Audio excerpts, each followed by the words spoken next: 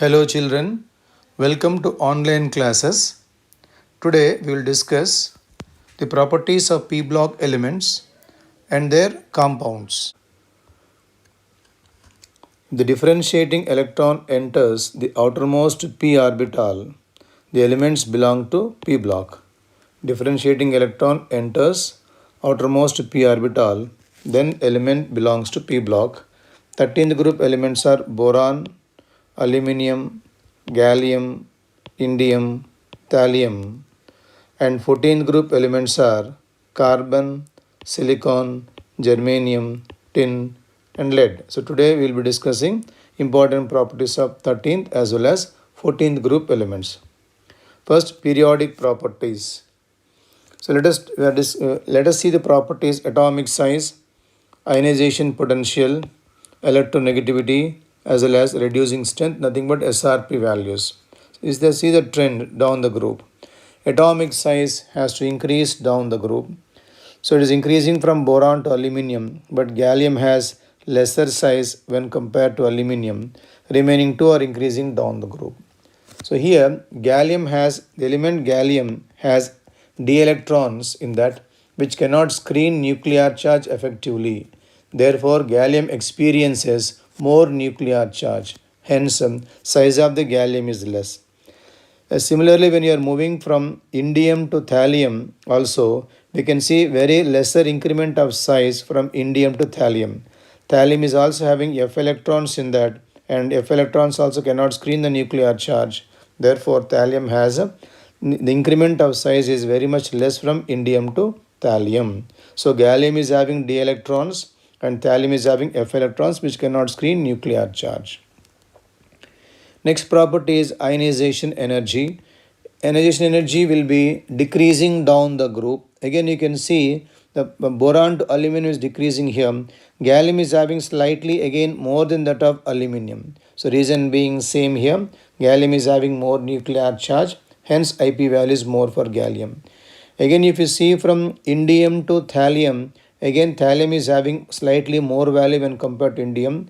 There's once again same reason here. Thallium is having F electrons which cannot screen nuclear charge effectively. So thallium is having more nuclear charge, thereby it is having more ionization potential. When it comes to electronegativity, here, so En values should decrease down the group. They are decreasing from say boron to aluminum. They are decreasing. Again the value down the group, the values are slightly again they increasing here. So from boron to aluminum, the value is decreasing. Again, they are increasing from say gallium to thallium, the values are increasing. We can say this is because of discrepancies in atomic size of these elements. The values are again changing. When it comes to SRP values here, reducing strength is down the group is decreasing because of decreasing in the SRP values. You see, SRP values is very much higher for aluminum. There is higher negative value says strong reducing agent. They are becoming lesser and lesser negative values. So reducing strength is down the group is decreasing because decreasing in the SRP value, decreasing in the negative SRP values. These are the periodic properties. So moving from boron to thallium, the size is increasing progressively due to the addition of new energy levels. The observed atomic radius of gallium is slightly smaller than that of aluminum. Slightly smaller because of d electrons in that. So when you see ionization enthalpy also, it's decreasing down the group due to increase of size. However, again we can see slight change in the case of gallium. Gallium is having slightly more than that of aluminum because of gallium is having more effective nuclear charge. Down the group, electronegativity is decreasing, say decreasing from boron to aluminum. Again we can see it slightly increasing. This is because of we can say some discrepancies in the atomic size of these elements now. When it comes to the oxidation states here, the common oxidation state of the elements is +3 here. However, down the group again we can see +1 becomes more and more stable. +1 becomes more and more stable. That is because of inert pair effect. That is because of inert pair effect implies thallium exhibits a stable +1 state only. So that is reluctance of Ns electrons ns electron pair to participate in chemical bond formation is known as inert pair effect, and that inert pair effect will be increasing down the group, because we have just now seen that thallium is having f electrons which cannot screen the nuclear charge. Thereby, ns electrons of thallium are firmly bound, and thereby ns electrons are not involving in bonding in the case of thallium. So, down the group, inert pair effect will be increasing. So, down the group, we can see thallium exhibits only +1 oxidation state. Then, compounds. Oxides and hydroxides here, we'll see hydrides afterwards. The compounds oxides as well as hydroxides here. So boron, both oxide as well as hydroxide, both the compounds are acidic in nature. Both the compounds are acidic in nature. Means if you are observing down the group, you can see that basic property is increasing now. So down the group, you can see basic property increases. Basic property increases down the group. So aluminum compounds, both hydroxide as well as oxides, they are amphoteric in nature. Even gallium compounds are also, both of them are amphoteric in nature. Indium oxide, hydroxide, basic in nature, and last thallium compounds are strongly basic in nature. So oxides and hydroxides, their basic property is increasing down the group. The first one being acidic in nature, remaining two are amphoteric in nature, and remaining last two are basic in nature. This is how the basic property changes down the group. Then compounds, that is halides, if you see, the elements are forming mx3 type of halides, we can say. General formula of these halides will be mx3 we have now. And boron halides, they are covalent in nature. They are covalent in nature and they have trigonal planar structure. They are electron deficient in nature, therefore they are Lewis acids. They are electron deficient because they have only 3 bonds. They require 2 more electrons to get stable octet configuration. So they are electron deficient and then they are acting as Lewis acids. The order of Lewis acidic character will be BF3 will be less than BCl3, less than BBr3, less than Ba3. Implies that BF3 is going to be least acidic in nature. Now this acidic property can be explained on this acidic, the order can be explained basis of the halogen boron pi bonding, which is also called back bonding there. That is, in BF3 molecule, boron is having empty 2p orbital. In BF3 molecule, we see boron has empty 2p orbital. So here empty, we have a 2p orbital is there. And the fluorine atom is having completely filled 2p orbital is there in the fluorine atom. So fluorine atom is having completely filled 2p orbital. Therefore, fluorine gives electron pair to boron. So fluorine gives one electron pair to boron here and thereby involves in the pi bond. This bond itself is known as back bonding also. So due to this BF bond, because of this one, the BF bond is getting partial double bond character. And due to this, it can't take electron pair effectively. Hence, Lewis acidic strength is least in the case of BF3 molecule. Such type of bonding is said to be back bonding. It's called back bonding. Then, so once again here, one of the 2p orbitals of fluorine atom having a lone pair overlaps sidewise with empty 2p orbital of boron atom and forms a pi back bonding, also known as back donation. That is, fluorine is having completely filled 2p orbital here and boron has empty orbital. The fluorine is overlapping sideways with the boron and forming a pi bond. Itself is known as back donation. Then compounds of halides here, let us take aluminum halides now. Aluminum halides are existing as dimers and dimeric structure of Al2Cl6. Each aluminum atom accepts a lone pair of electrons from chlorine atom bonded to other aluminum atom. That is to say, if you see the structure, so aluminum, 2 aluminum atoms are there and 3 chlorine atoms. So Cl, chlorine atoms here around aluminum. So AlCl3, these 3 AlCl3 normal covalent bonds here. Now this chlorine donates electron pair to this aluminum. Similarly, this donates electron pair to aluminum. Thereby it is existing as a dimeric structure. The entire 2 units exist together, which is called dimer. And if you are heating the structure to high temperatures, dimer structure exists in vapor state below a temperature of 473 Kelvin. When you cross the temperature, it dissociates to form trigonal planar monomeric structure. Means Al2Cl6 dimeric form. When you're heating to higher temperature is higher here, should be more than 473 Kelvin, then that exists as AlCl3 simple monomeric units. This is regarding structures of aluminum halides. Then come some important compounds of boron. Boron important compounds are borax, Na2B4O7 10H2O, then orthoboric acid or simply called boric acid, H3BO3, diborane, B2H6 molecule. Let us take the first compound, borax, which is Na2B4O7 10H2O. Now borax consists of different bonds here. So let us take the structure of borax. So that is boron. So 4 boron atoms, which are actually tetrahedral structure we have. Between 2 boron atoms, we have an oxygen atom bonded. That is BOB, we can say, oxygen atom bonded here. And between these two also, we have one more oxygen atom present. And we have hydroxyl groups bonded to each boron atom. So OH here, hydroxyl group here. If you see the structure here, some boron atoms are having 4 bonds. Let us take this boron is having 4 bonds. 1, 2, 3, 4 bonds are there. This boron is undergoing sp3 hybridization. If you see this boron atom is having 3 bonds are there. 1, 2, 3 bonds are there.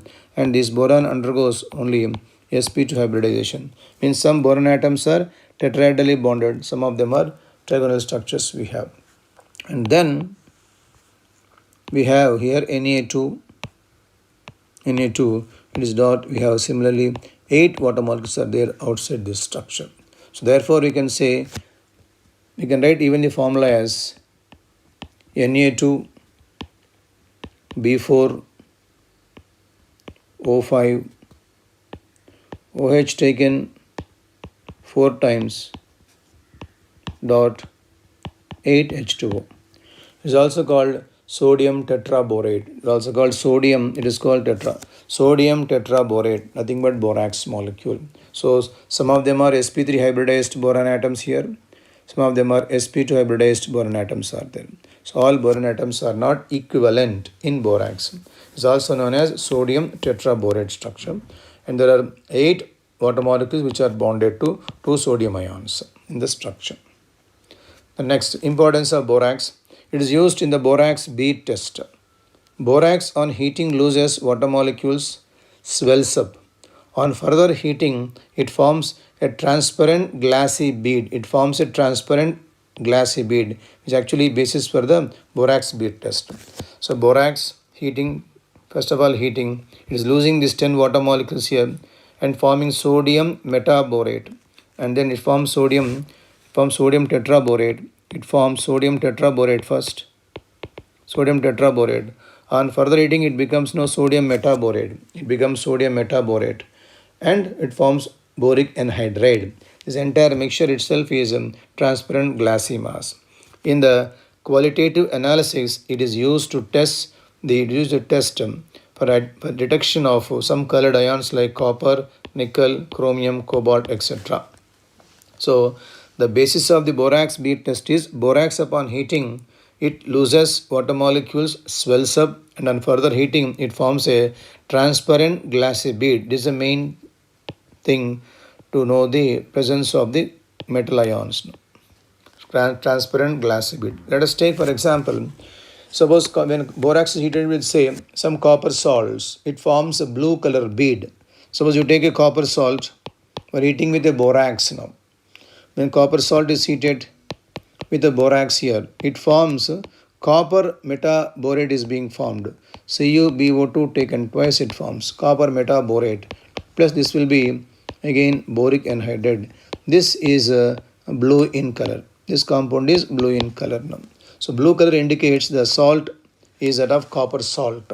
So different colors indicate presence of different metal ions there. Suppose if you take iron, it forms a green color bead it forms. So green color bead indicates presence of iron salts in that. So when you take nickel, it forms brown color bead will be brown in color. If you take manganese, the color is going to be pink color we have now. In this way, different colors of the beads indicate different metal ions. So it is used in the qualitative analysis of the metal ions. This is regarding borax bead test. Then orthoboric acid, or simply called boric acid, another compound of boron. It is a white crystalline solid and it is soapy to touch. It is sparingly soluble in water but highly soluble in hot water. And it is prepared from the hydrolysis of borax. So borax, Na2B4O7, on hydrolysis it forms NaOH plus, it is forming H3BO3, which is a boric acid. So boric acid can be prepared by hydrolysis of borax.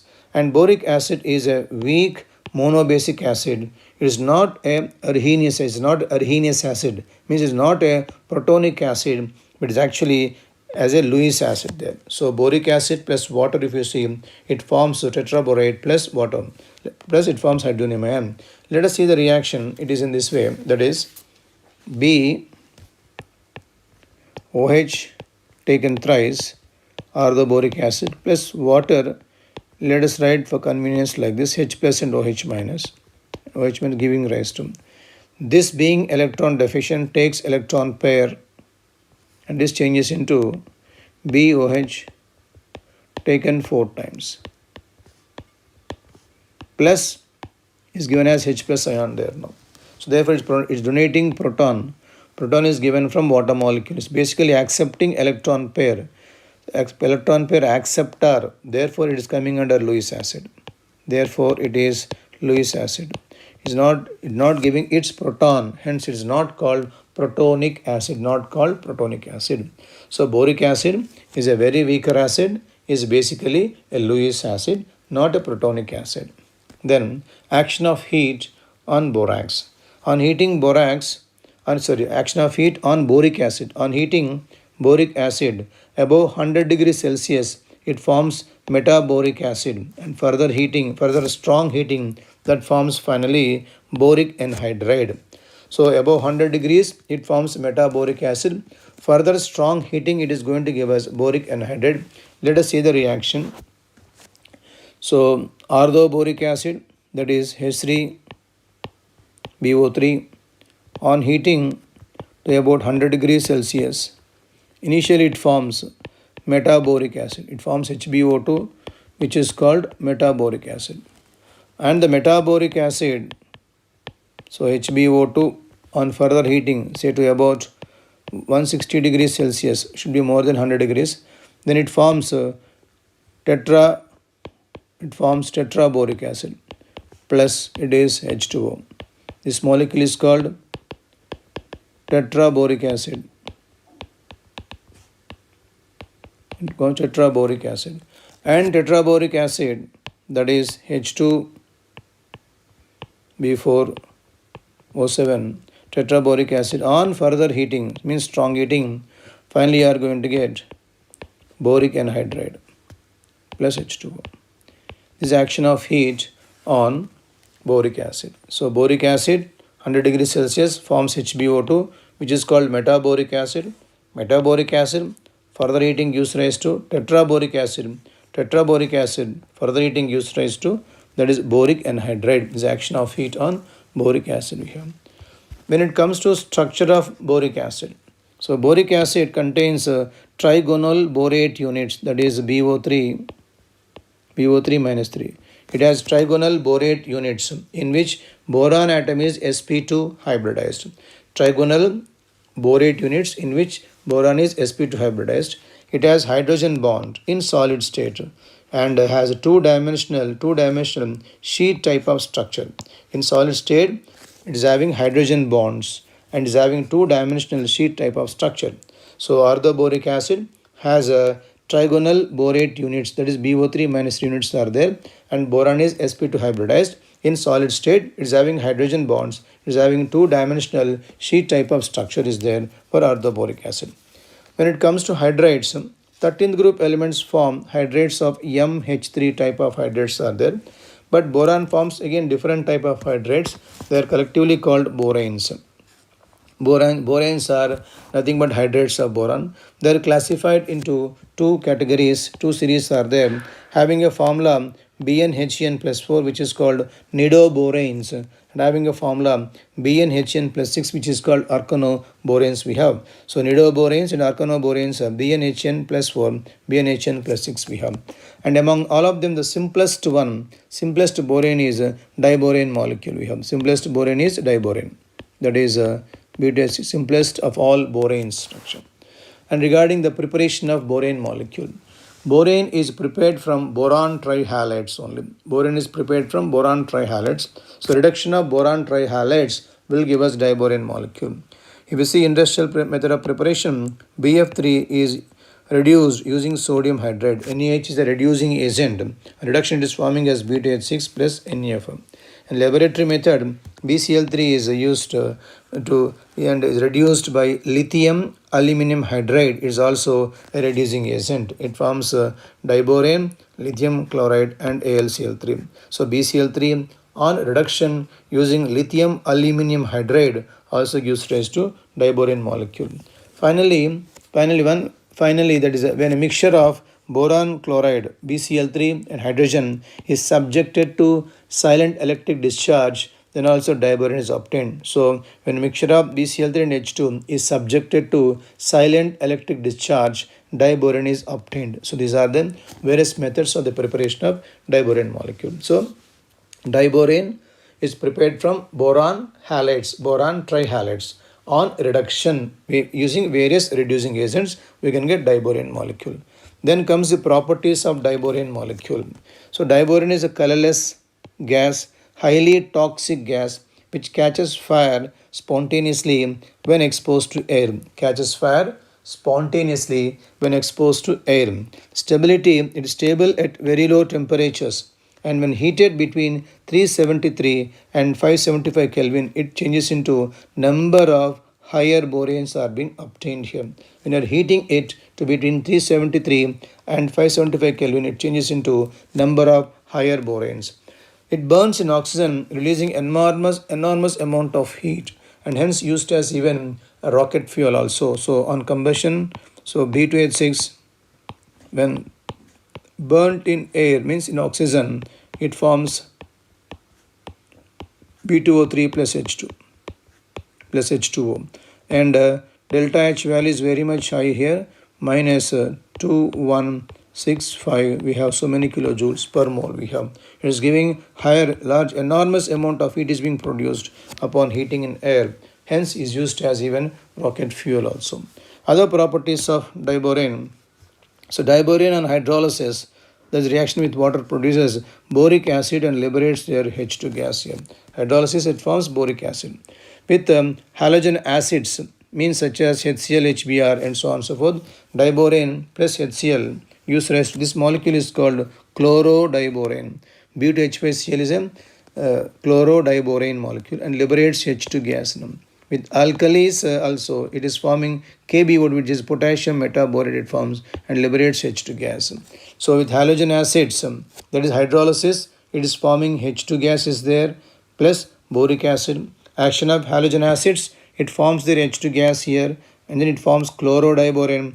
Action of alkalis, it forms H2 gas here and forms potassium metaborate. So one common point to remember is with water, that is with water molecule, with halogen acids and with the base, it is forming H2. H2 is a common product in all the three reactions: hydrolysis, action of halogen acid and the action of alkalis. It produces H2 as one of the product in them. Then comes next other properties of diborane. So action of halogens here. If you take chlorine, because of its high reactivity, the complete molecule breaks down and we are going to get BCl3 and H2 and HCl there. If you take bromine molecule, it is less reactive in nature, so only substitution takes place in borane, and here you are going to get bromo diborane is being produced. So when you are using chlorine gas, chlorine being highly reactive in nature, it breaks down complete molecule and produces boron trichloride. If you are using bromine gas, it will not break down the molecule, only substitution takes place, and finally you are going to get here bromo diborane is being obtained here now.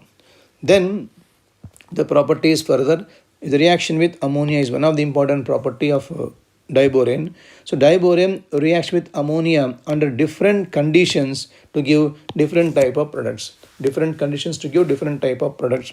So if you take diborane with excess of ammonia at low temperature, it is giving us an addition product which is called diammoniate of diborane. It is called diammoniate of diborane. At high temperature, the same composition gives rise to B3N3H6, which is called borazole, or is also called as borazine we have. So with excess ammonia, low temperature, it forms diammoniate of diborane. Same composition, high temperature, it forms borazine or borazole. So addition compound on further heating at 473 Kelvin is giving us borazine or borazole. Borazine has a cyclic structure similar to benzene, hence it is called inorganic benzene. So borazine or borazole is called inorganic benzene there. So let us see the structure of the inorganic benzene. So it is similar to benzene molecule. So nitrogen, but we have alternatively boron and then nitrogen atoms are there. So boron here, and then bonds. Alternate, we have double bonds are there, like that of benzene structure here. We have double bonds here, these two, and each atom is bonded to hydrogen atom there. So B3N3H6 structure is similar to benzene, hence called inorganic benzene, but this is more reactive when compared to inorganic benzene, because polarity exists in the inorganic benzene, not in the organic benzene. Then comes finally the structure of diborane molecule. So boron is undergoing sp3 hybridization there. So boron forms altogether 4 normal bonds are being formed here. And these bonds, which are the middle bonds, if you are seeing electron distribution, so these 4 bonds, that is boron here and boron here, we can see 4 of them are normal bonds here. So BH bonds, which involve completely electron pair, means this BH bond involves complete electron pair here now. When it comes to the other bond which is being formed between boron, hydrogen and then boron, we have only 2 electrons, means H is here, H is here. We have only 1 electron here and 1 electron here. Similarly, we have 1 here and then 1 here now. So only 1 electron pair here is binding 3 atoms, boron, hydrogen and then boron. So it is 3-centered, this is called 3-centered BHB. It is called 3-centered electron pair bond. Only 1 electron pair bonds 3 atoms here. This way, this also have this BHB also 3-centered electron pair bond here. So there are 3-centered 2 electron pair. There are 3-centered electron pair bonds. They are 2 in number here. They are also called banana bonds. This bond BHB bond is also called banana bond. It is a 3-centered electron pair bond we have. This is regarding structure of diborane molecule. So hybridization will be sp3 hybridization of the boron here. Bonds, all of them are not equivalent bonds here. Then when it comes to 14th group elements are carbon, silicon, germanium, tin and then lead we have. And general configuration will be NS2, NP2 we have. General configuration will be NS2, NP2. Then comes the properties, periodic properties of these elements here. Atomic size, metallic nature, these are increasing down the group. Melting point, electronegativity and ionization potential values, all the 3 of them are decreasing down the group. So atomic size, metallic nature will increase. Melting point, electronegativity and IP values are decreasing down the group. Then coming towards oxidation states, the common state is +4 state, but down the group here +2 state becomes more stable. That is because of the inert pair effect.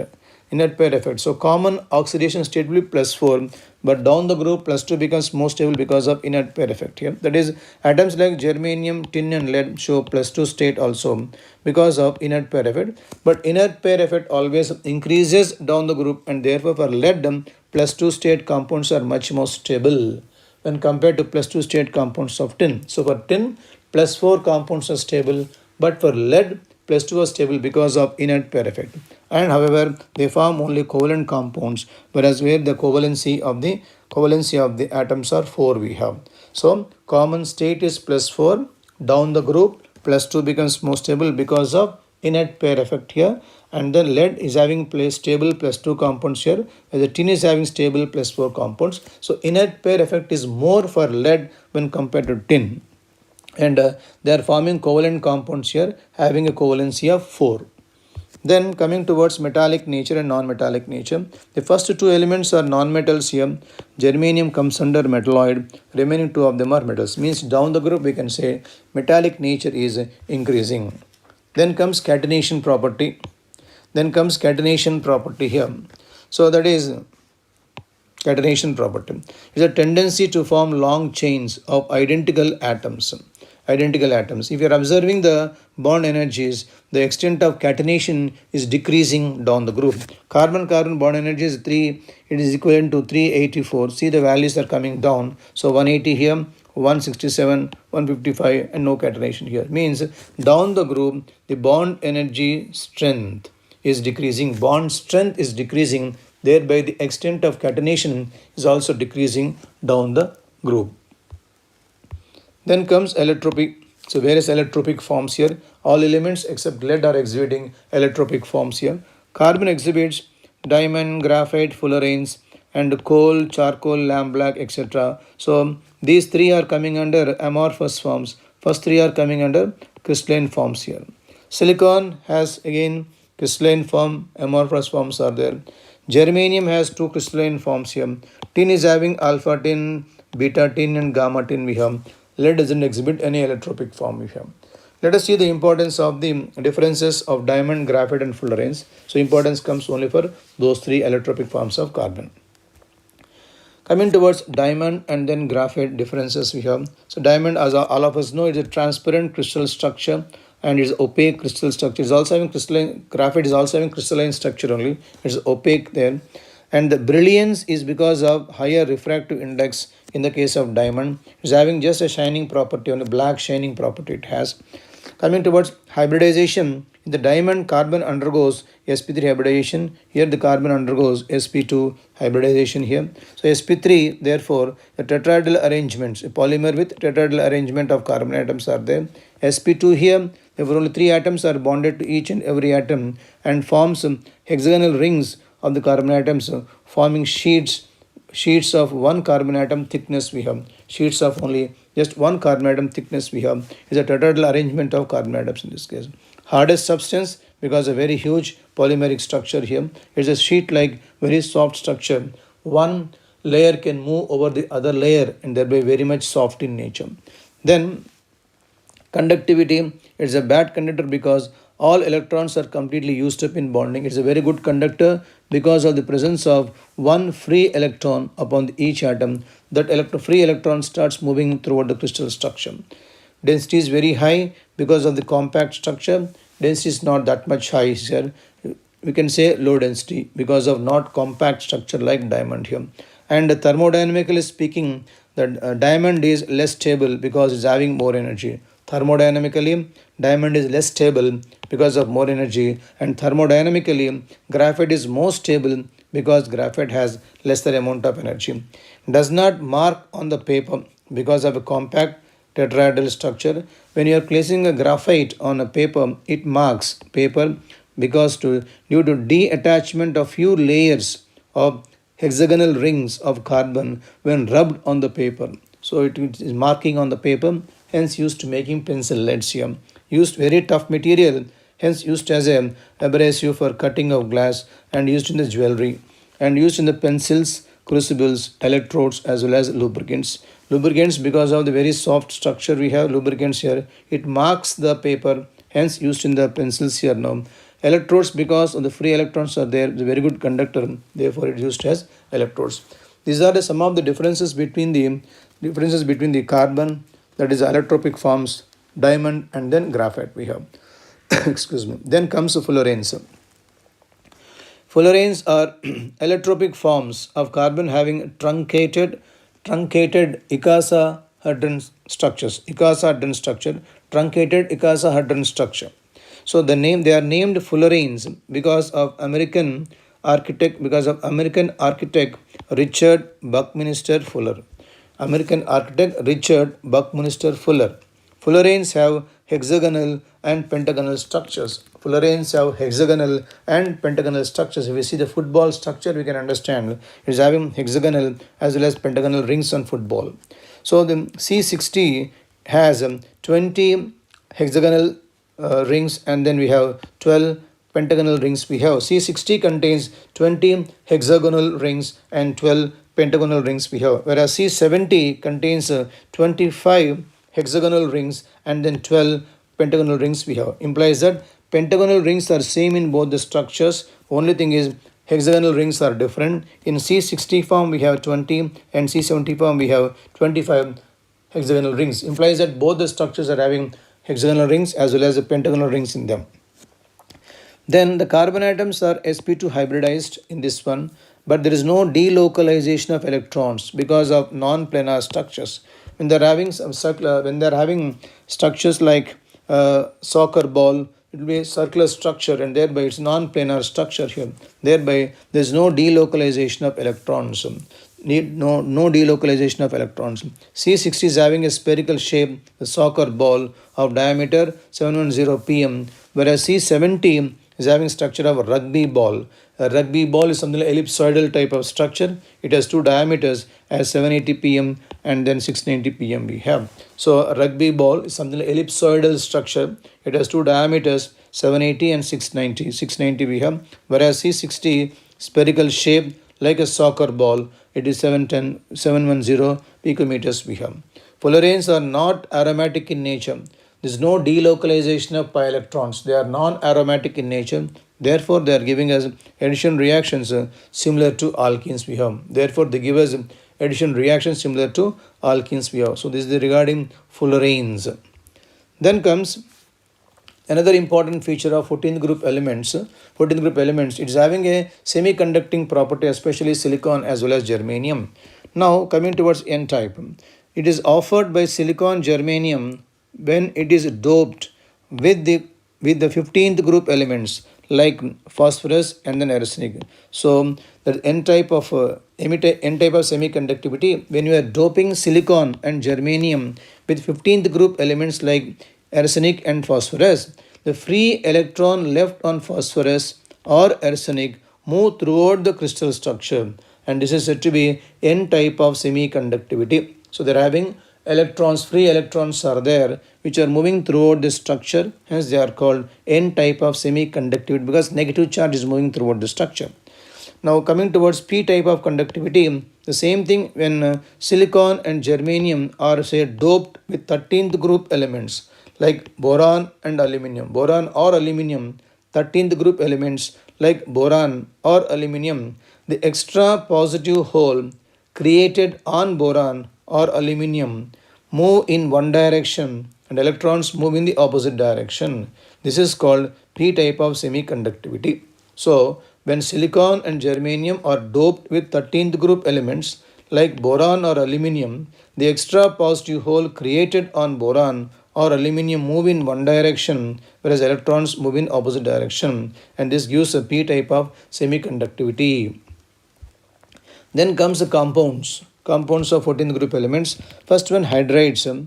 14th group elements show catenating property and form several type of hydrides are there like CH4, SiH4, GH4, SNH4 and PbH4. They are forming hydrides of several type because of catenating property. So carbon can form even more number of hydrides also, where exclusively an organic chemistry there for that. Coming towards oxides of this group, oxides, of the two types of oxides are there. They are monoxides and dioxides we have. So CO, GeO, SNO, PbO are monoxides, and dioxides are carbon dioxide, CO2, SiO2, GeO2, SnO2 and PO2. When it comes to the properties of these compounds, CO is neutral in nature. CO is neutral in nature. GeO, we can say a distinctly acidic molecule you have. It is acidic in nature. And then remaining two molecules, they are coming under amphoteric properties. Remaining two of them are amphoteric in nature. When it comes to dioxides here, the first two of them, they are acidic oxides. First two are acidic oxides here. And remaining molecules, they are coming under amphoteric in nature. Remaining are amphoteric in nature we have. So implies that down the group we can see one point. Down the group basic properties increasing. So this is regarding oxides and dioxides in nature.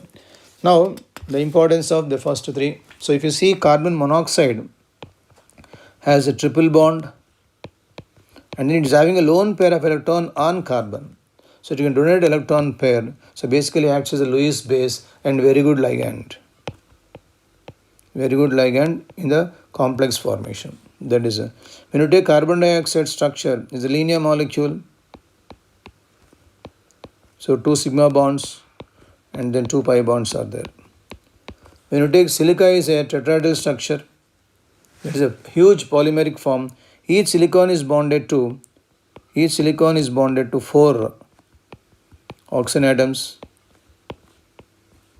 Each silicon is bonded to 4 oxygen atoms tetrahedrally.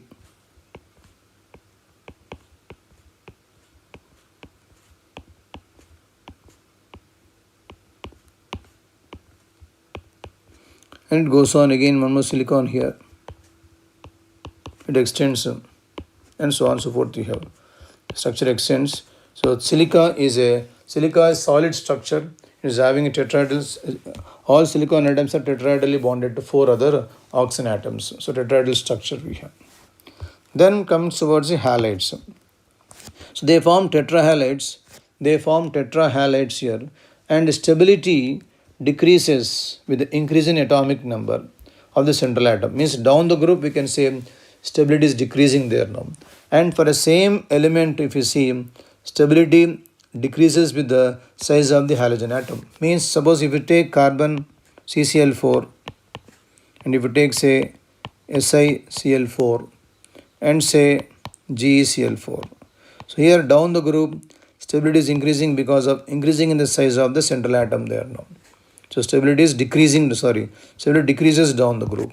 Now when you take a particular atom, say for example CCl4 here and then CBr4 and say Ci4, if you take like this in this way also, the stability of these molecules is gradually decreasing here now. Decreasing order because the size of the halogen atom is increasing. So stability of the molecules down the group decreases.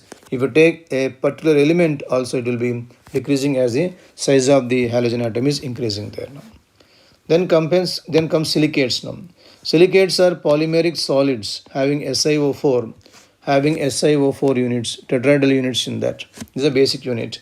And there are different type of silicates are there, like chain silicates, sheet silicates, cyclic silicates, and 3-dimensional silicates also. Earth crust mainly contains silicates in that. So if you take silicate unit, it will be tetrahedral unit of silicate unit contains like this. So each one carries a negative charge. So SiO4 minus 4 here. In short, we can represent like this silicate unit, a triangular form, triangular structure. So these are the 3, and there is one more silicon in the middle having an oxygen atom behind that one. So this is silicon here, representing silicon, and remaining are the oxygen atoms here. All 4 oxygen. This is also an oxygen atom here. So 3 are bonded here.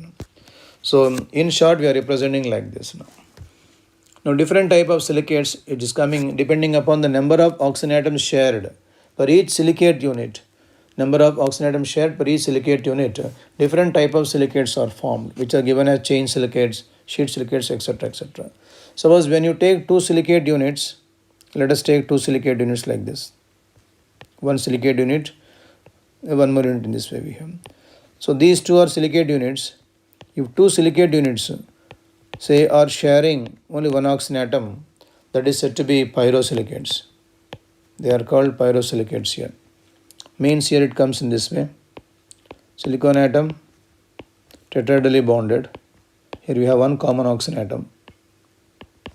1 common oxygen we have. So it comes like this. So this is said to be a pyrosilicate. 1 common oxygen, that common oxygen atom here. Remaining carry negative charge as it is. So if one atom is shared between two units, it is said to be pyrosilicates now. Suppose two are being shared, means the structure comes like this. Two are being shared, it can extend like this also. It can form chain or else ring it can form. So if you see in this way, in the corners it is shared here now.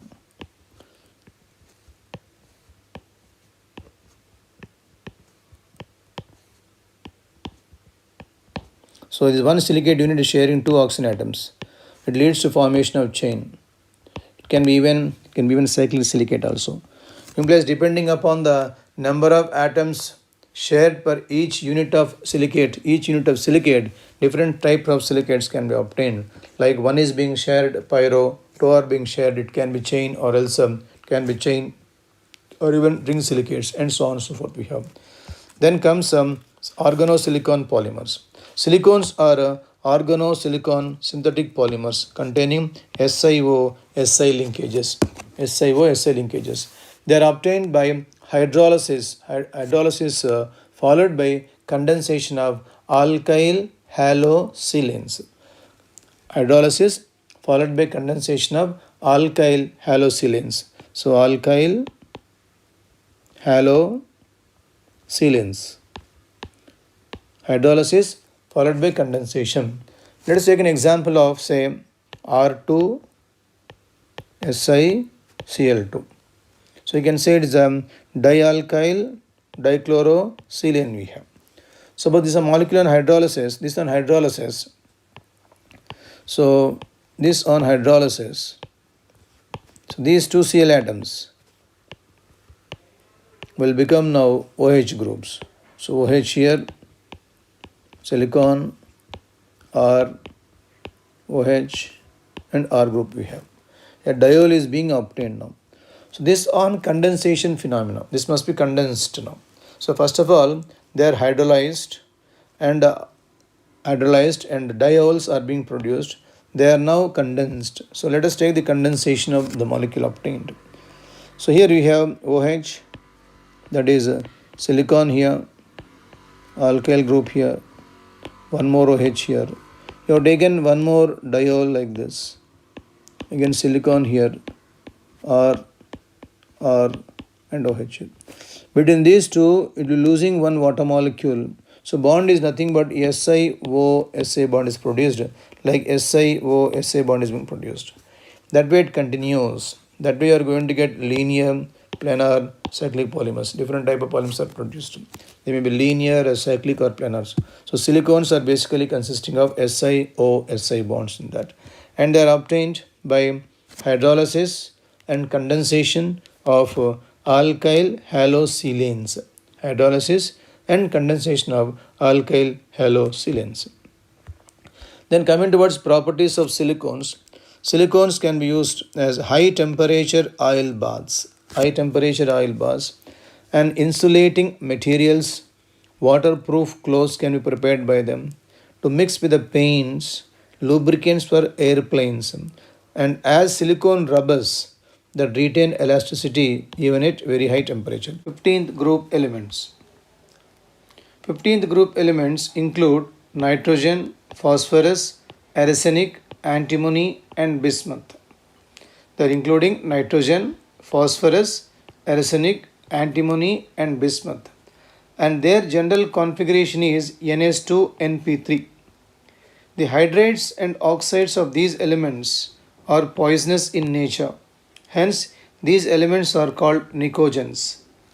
The word nicogen, the term nicogen, is derived from ancient Greek word which means choking or suffocating. Because these hydrides are suffocating in nature, these elements are called nicogens. So nicogens are 15th group elements. Their configuration is NS2NP3. They include nitrogen, phosphorus, arsenic, antimony and bismuth. Now anomalous properties of nitrogen. Nitrogen has a small size, high electronegativity, high ionization energy and non-availability of d orbitals. This property is going to be common for all elements.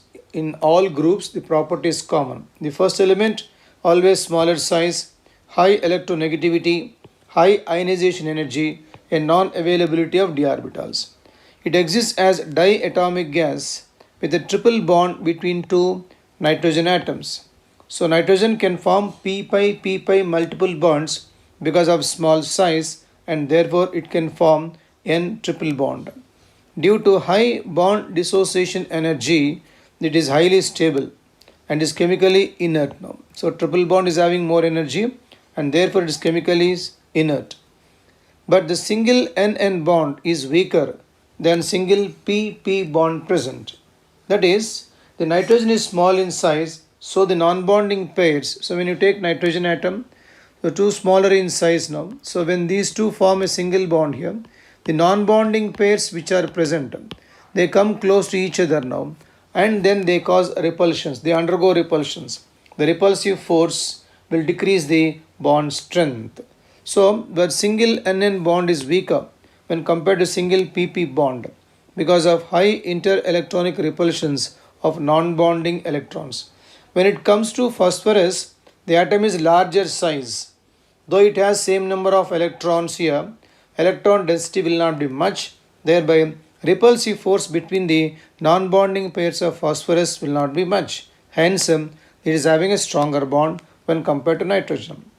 Nitrogen has a unique ability to form p-pi bond. The formation of p-pi bond depends upon the size of the atom. Smaller sized atom can form always multiple bonds with p-pi bonds with itself as well as with the other elements now.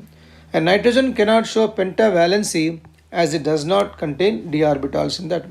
The other elements can form p-pi d-pi bonds. Others can form p-pi d-pi bonds. Others cannot form p-pi bonds.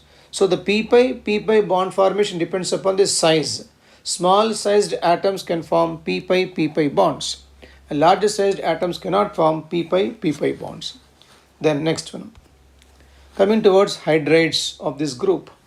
The general formula of the hydrides is MH3. So they can be like this: NH3, NH3, then PH3, AS, S3, SB, H3, BaH3. They are having general formula of MH3 we have. Let us see the properties of these hydrides now. Stability. Stability decreases down the group. The stability of these hydrides, because all molecules are covalent in nature, it depends upon the strength between the M and H bond. So the strength of this bond depends upon the size of the atom now. The size of the atom is increasing across the group. It is increasing down the group. So thereby the extent of overlapping will be decreasing now. Hence bond strength decreases. Thereby stability of these hydrides decreases down the group, reducing strength. When the stability is decreasing down the group, they can lose hydrogen much easily now. Thereby reducing strength is increasing now. Basic nature. All have electron pairs. All have electron pairs on them. Therefore, all the molecules are electron pair donors. Implies all are nothing but Lewis bases now. The electron pair donating property depends upon the availability of electron pair on the central atom. As the size of the atom increases here now, availability of the pair gets reduced. Thereby, basic strength decreases down the group. Coming towards boiling points now. Boiling points among covalent molecules depends upon the molar mass. More the molar mass, more the van der Waals forces, more the boiling point. Therefore, we can see BaH3 being higher molar mass, having higher boiling point. But when it comes to ammonia is exceptional because ammonia is having hydrogen bonding. Thereby ammonia comes exceptional here now. So highest boiling point is BaH3 and least boiling point is PH3. This is the order of boiling points. Then shapes now. All hydrides have pyramidal shape due to sp3 hybridization of central atom now and presence of the lone pairs of the electrons on it. So only sp3 means it should be having tetrahedral structure. Because of the lone pairs which are present now, it becomes no pyramidal shape now. Coming towards bond angles decrease and reach to 90 degrees due to pure p orbitals involving down the group. Down the group we can see that pure p orbitals involving for the formation of hydrides, whereas for ammonia nitrogen will be sp3 hybridized. So all hydrides are pyramidal in structure due to the sp3 hybridization and the lone pair of electrons. Bond angles are getting reduced to 90 degrees because down the group pure orbitals start involving in bond formation. So this is the order of bond angles we have. Ammonia bond angle being highest and bismuthine bond angle being the least we have. This is regarding hydrides. Excuse me. All these elements form two types of oxides. Trioxides M2O3 and pentoxides M2O5 we have now. And we know that down the group metallic nature of these elements are increasing, thereby the basic nature of the oxides will be increasing down the group. So first two oxides are acidic in nature, that is both trioxides and pentoxides. First two of them are acidic in nature. Next two of them are amphoteric in nature, and last is basic in nature. That is to say, the metallic properties increasing down the group, thereby the oxides properties changing from acidic to basic. So first two acidic oxide, next two are amphoteric oxides, and then last one is a basic in nature we have. Now let us see the structure of these trioxides and pentoxides now. Let us see the structure of nitrogen oxides. So trioxides and pentoxide structure. Now the trioxide can be taken as it is a structure of NO plus NO2, because structure is N2O3 you have. Trioxide means it can be taken as a mixture of NO and NO2 structure. So that is NO, we have a lone pair here, and then NO2. NO2 is structure of N2O3 molecule now. When you take N2O5 molecular structure, can be taken as two NO2 units joined together through one oxygen atom now. So two NO2 units are there. So NO2 unit, and then we have one more NO2 unit this side then now. So two NO2 units are there, and bonding through one oxygen atom we have now. We have one oxygen atom between these two. This is structure of N2O5 molecule. So trioxide and then pentoxide we have. When it comes to phosphorus oxides, say a trioxide of phosphorus, which is a P4O6 structure. So phosphorus, then oxygen atoms which are tetrahedral, and again you have phosphorus here, phosphorus here now, and then between these two one more bond is present. Here one more POP bond is there, and here you have one more bond. So altogether we are, and then each phosphorus has one lone pair of electron on that. So basic unit is called a tetrahedral unit we have. It is having POP bonds are there. It contains POP bonds, and each phosphorus is having three bonds. POP bonds are there, three for each phosphorus atom. When you take phosphorus pentoxide, which is a P4O10, so therefore similar structure we have phosphorus, oxygen, and then here also we have phosphorus here, phosphorus atom, phosphorus here now, another POP bond between these two, one more POP here, one POP here now, and each phosphorus has one double bond here now, one double bond here, one double bond here, and one double bond here we have. The structure of P4O10 structure. P4O10 is having P double bond O's are there, and each one is tetrahedrally bonded here, phosphorus atom. Tetrahedral structure here, each corner. So without lone pairs here, only oxygen will be having lone pairs. These are the structures of the oxides of phosphorus and nitrogen. Then halides now. All elements form halides. All are forming halides. Actually two types of halides are there. trihalides and pentahalides. So all are forming trihalides now. Except BiF3, all other halides are covalent in nature. All others are covalent molecules now. BiF3 is coming under ionic molecule. Rest of them are covalent in nature. All trihalides undergo hydrolysis. That is, all trihalides undergo hydrolysis here. And all trihalides have pyramidal shape. Suppose when you take say PCl3 molecule, a trihalide structure, pyramidal structure we have. So phosphorus and then 3 chlorine atoms here. We have the clear chlorine atoms and we have a lone pair of electron present on that. So molecule comes under pyramidal structure. So here among trihalides also all undergo hydrolysis except NF3 molecule. NF3 is supposed to be more stable. There is a reluctant towards hydrolysis there now.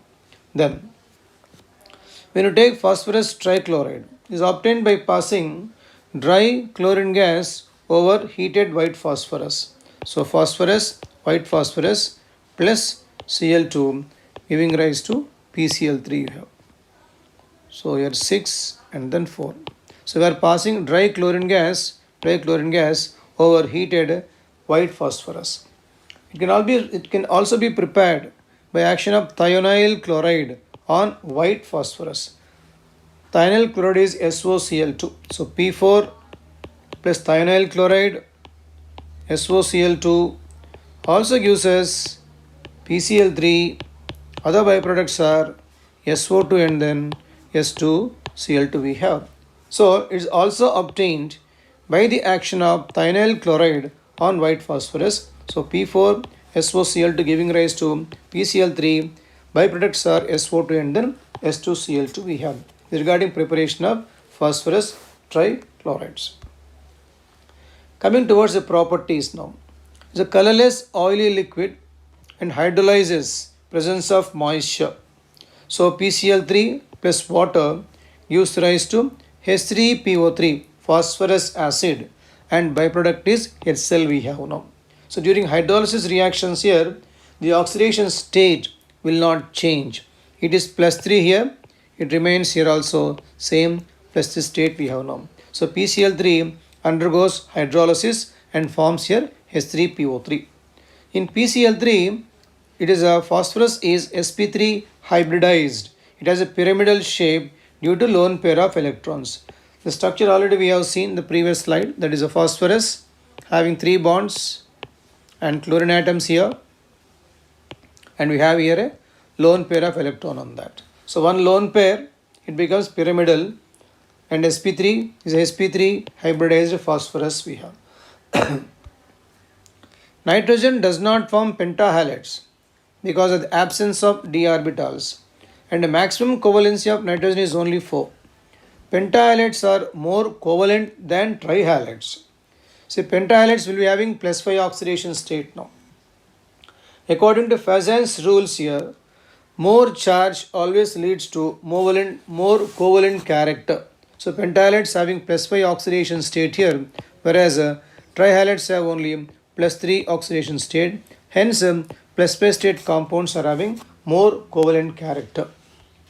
Then, regarding pentahalide preparation now, is again obtained by passing dry chlorine gas on white phosphorus. It must be excess of dry chlorine gas then now. So P4 plus Cl2. It should be excess here now.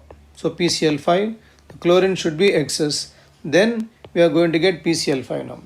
It is also prepared by the action of SO2Cl2 on phosphorus, not SOCl2, SO2Cl2 on phosphorus. So phosphorus plus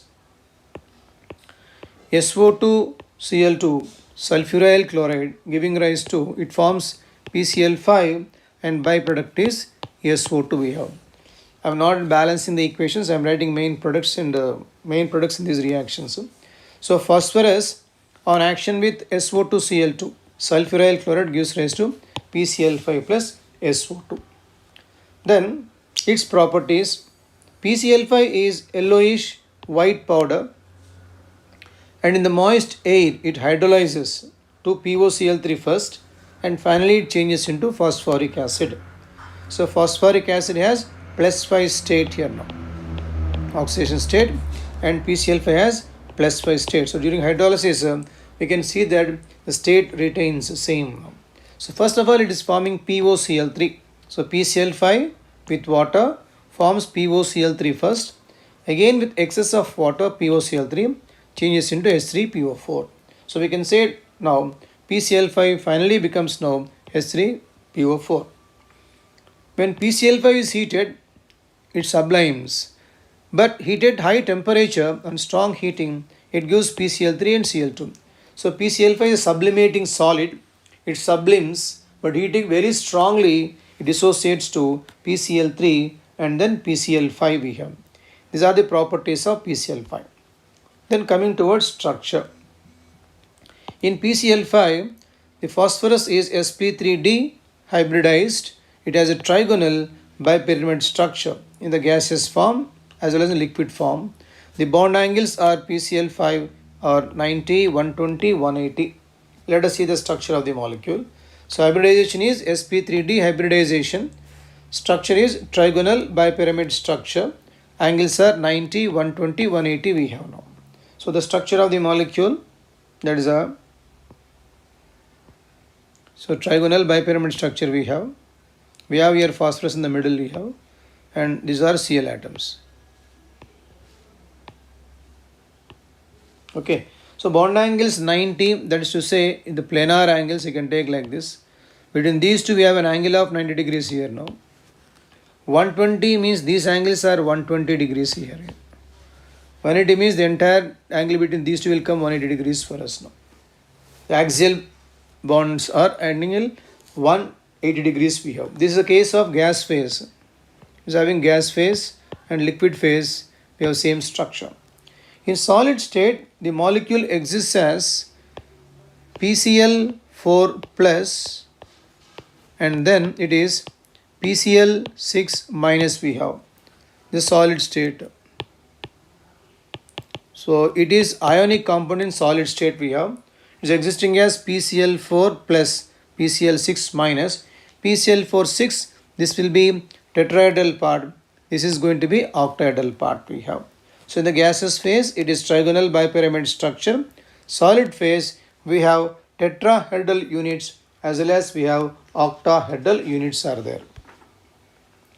Coming towards oxyacids of nitrogen and respective structures now. So what we have to remember in oxyacids of nitrogen now? In all oxyacids of nitrogen, nitrogen has one OH group. It has one OH group and then one doubly bonded oxygen we have. One NOH group and one doubly bonded oxygen we have except for hyponitrous acid.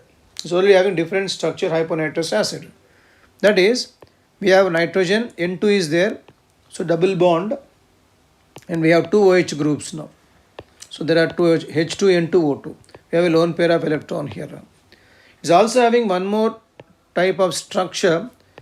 So it's having both anti and syn forms are there for hyponitrous acid.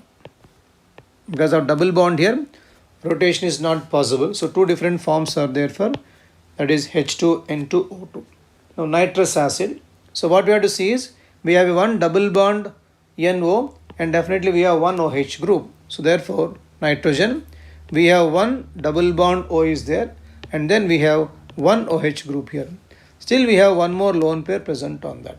The structure of nitrous acid HNO2, that is a HONO we can say or else.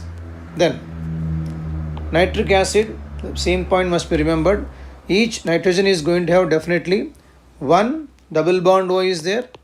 We have one OH group is there and then still we have one more oxygen left and that is going to be a coordinate covalent bond with oxygen we have. HNO3 molecule. In per-nitric acid, we have a peroxy bond that is present. Peroxy bond is there. So again, we have nitrogen. One double bond is there. We are going to get a peroxy bond. OO bond is there in this one, no peroxy bond. And again, you have a coordinate covalent with oxygen we have. These are the structures of oxyacids of nitrogen. Then, structures of now oxoacids of phosphorus. So here in all the structures, phosphorus is tetrahedrally bonded. Phosphorus is tetrahedral. tetrahedrally bonded we have, and each phosphorus contains one P double bond O and at least one POH group is there in that. And depending upon the formula, it can have one pH group also. So phosphorus is tetrahedral in all the structures here. It has one P double bond O and at least it has one POH group now. Let us see the structures. Say phosphorus acid. So phosphorus acid here, P. One double bond O should be there. And we have say one OH group here now. One OH group is there. So with this we have done with two oxygens now. We have one more oxygen that is present. Implies we have there one more OH group is there. And still we have here one more hydrogen present. Implies that we have one hydrogen bonded to phosphorus then now. So implies the phosphorus acid is having two OH groups and one hydrogen now. And hydrogen bonded to phosphorus is responsible for reducing property of the molecule. So OH groups are responsible for oxidizing properties. H is responsible for reducing property, and basicity of this acid is only 2 because we have only 2 OH groups for this. Then comes hypophosphorus acid. Again phosphorus, we have one double bond O is there. It must have one OH group here. With this, two oxygens have been used up. We have remaining two hydrogens left, implies we get here two more hydrogens bonded for this. So it is only monobasic in nature. Then comes pyrophosphorus acid now. This can be assumed that by taking two molecules of phosphorus acid, that is to say H3PO3 phosphorus acid, you take two molecules of this and subtract from one H2O from this. Then you are going to get H4P2O5, pyrophosphorus means. So taking two molecules of phosphorus acid, removing one water molecule. So let us see the structure now. So P should have one double bond O. There are two P atoms. Double bond O we have. Each P must definitely have one OH group. One OH group. One OH group is there now. So with this we are left with only one oxygen atom, odd number of oxygen atoms. So these are bonded through the oxygen atoms here. And still we have two hydrogens left here. Therefore here is H and then here you have H here now. So there are only two OH groups for this. It is also dibasic in nature and molecule contains one POP bond. So pyrophosphorus contains one POP bond in that. Next, let us take now phosphoric acid groups. So principle is same again. So we should have phosphorus atom, doubly bonded oxygen atom will be there and OH group here now.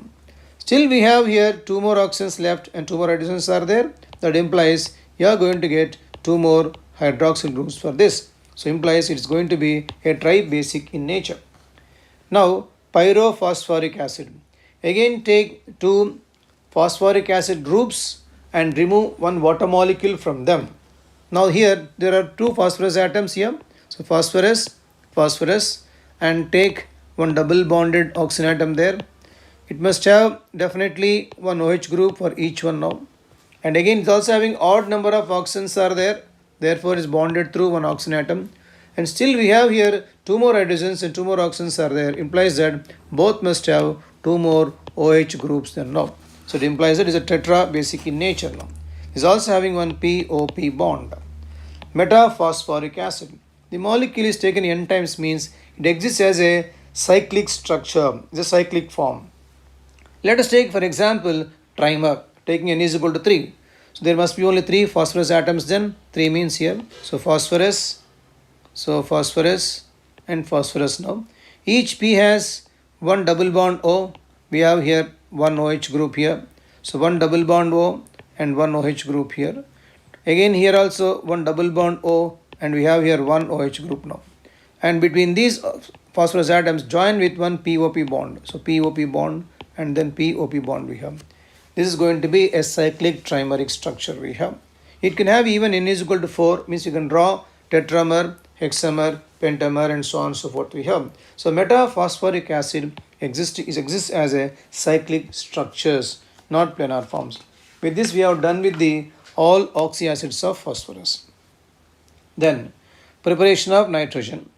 In the laboratory, nitrogen is prepared by action of ammonium chloride with sodium nitrite.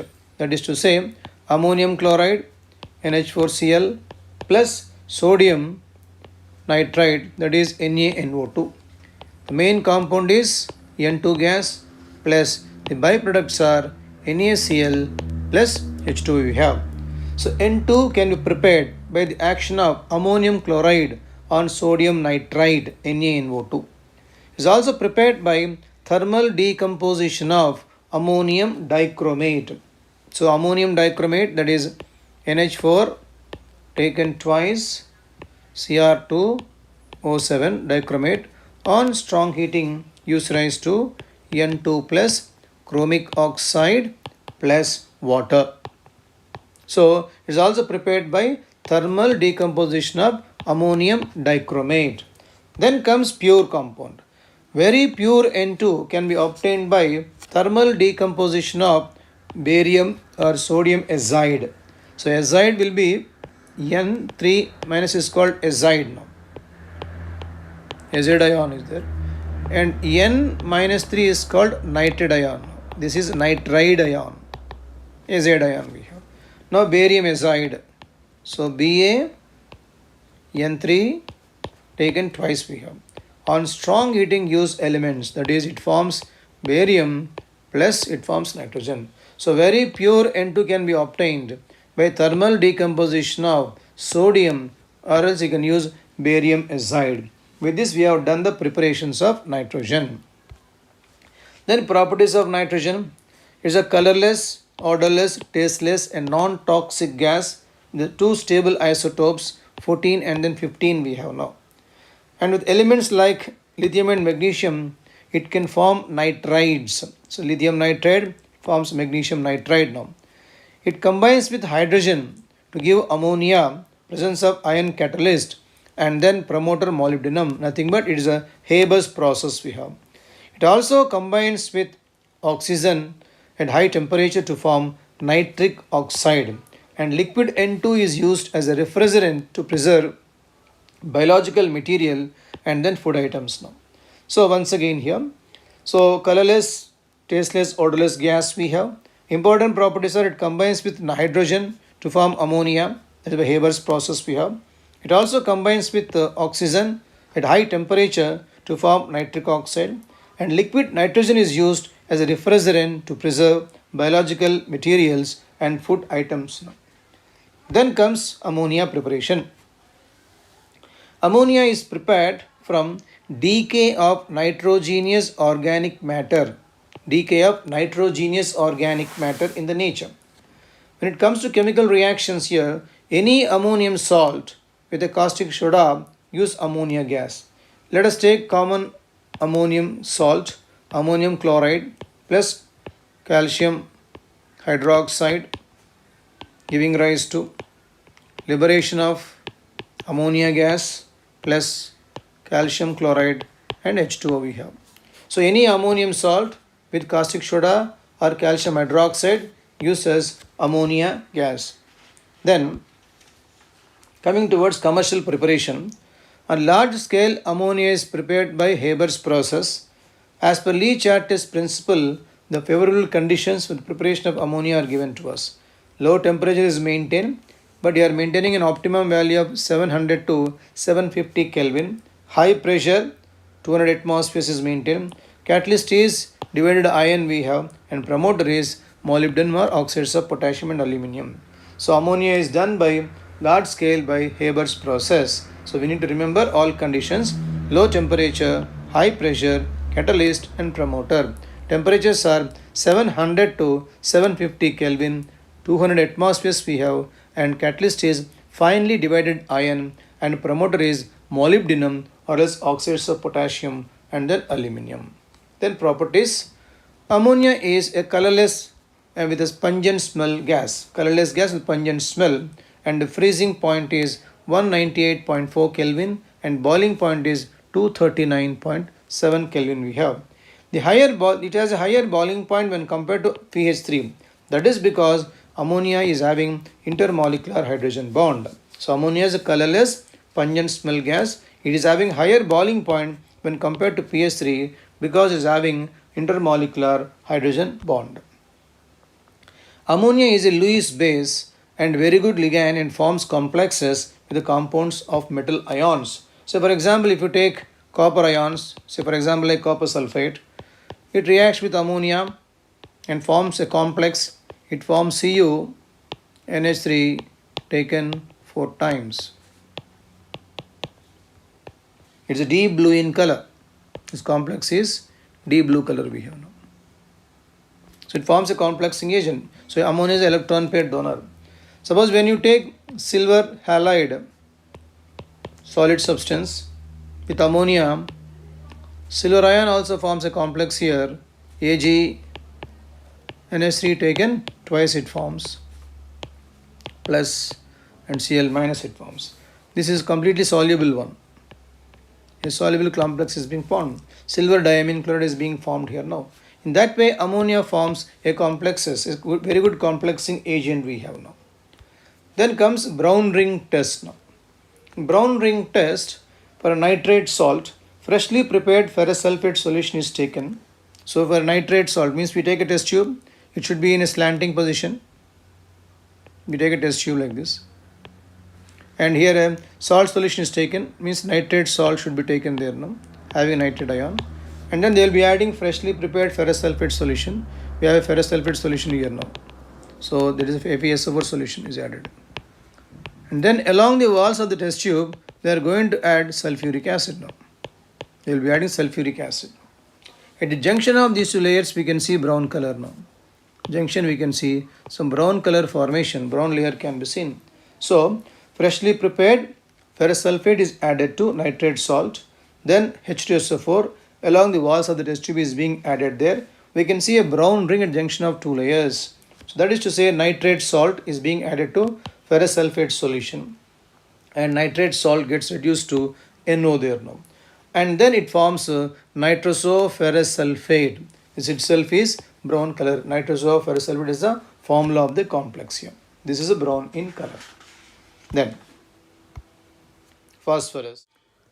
Phosphorus has 3 allotropic forms. There are white phosphorus, red phosphorus and black phosphorus. White, red and black we have. Now the white phosphorus has individual discrete tetrahedral units and a P4 structure. That is, we can take like this tetrahedral unit. So atoms are 4, another unit.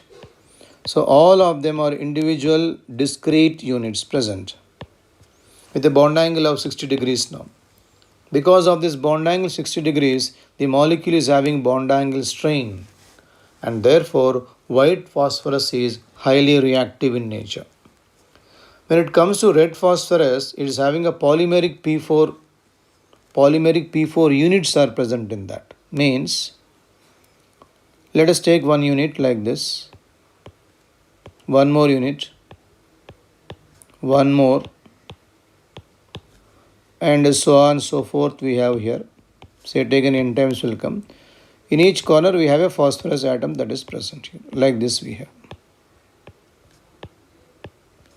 The polymeric structure now. Say taken n times. It's a polymeric form. Because of polymeric structure, the red phosphorus is less reactive in nature. When it comes to black phosphorus, is having a highly polymeric structure when compared to even red phosphorus also. So thermodynamically it is even more stable when compared to red phosphorus. Then comes phosphine gas. Phosphine gas is prepared by the action of calcium phosphide on water or else with dilute HCl. So calcium phosphide Ca3P2 plus, let us take HCl, giving rise to calcium chloride plus PH3, phosphine gas now. But when compared to phosphine and ammonia, these two gases both are hydrides of same group elements only. Ammonia is a very good complexing agent, whereas phosphine is not a good complexing agent. There's a basic difference between ammonia and phosphine. Now, let us discuss the properties of 16th group elements and their compounds. 16th group includes oxygen, sulfur, selenium, tellurium, polonium. These elements are found in ores and minerals. So the elements of the group are called chalcogens.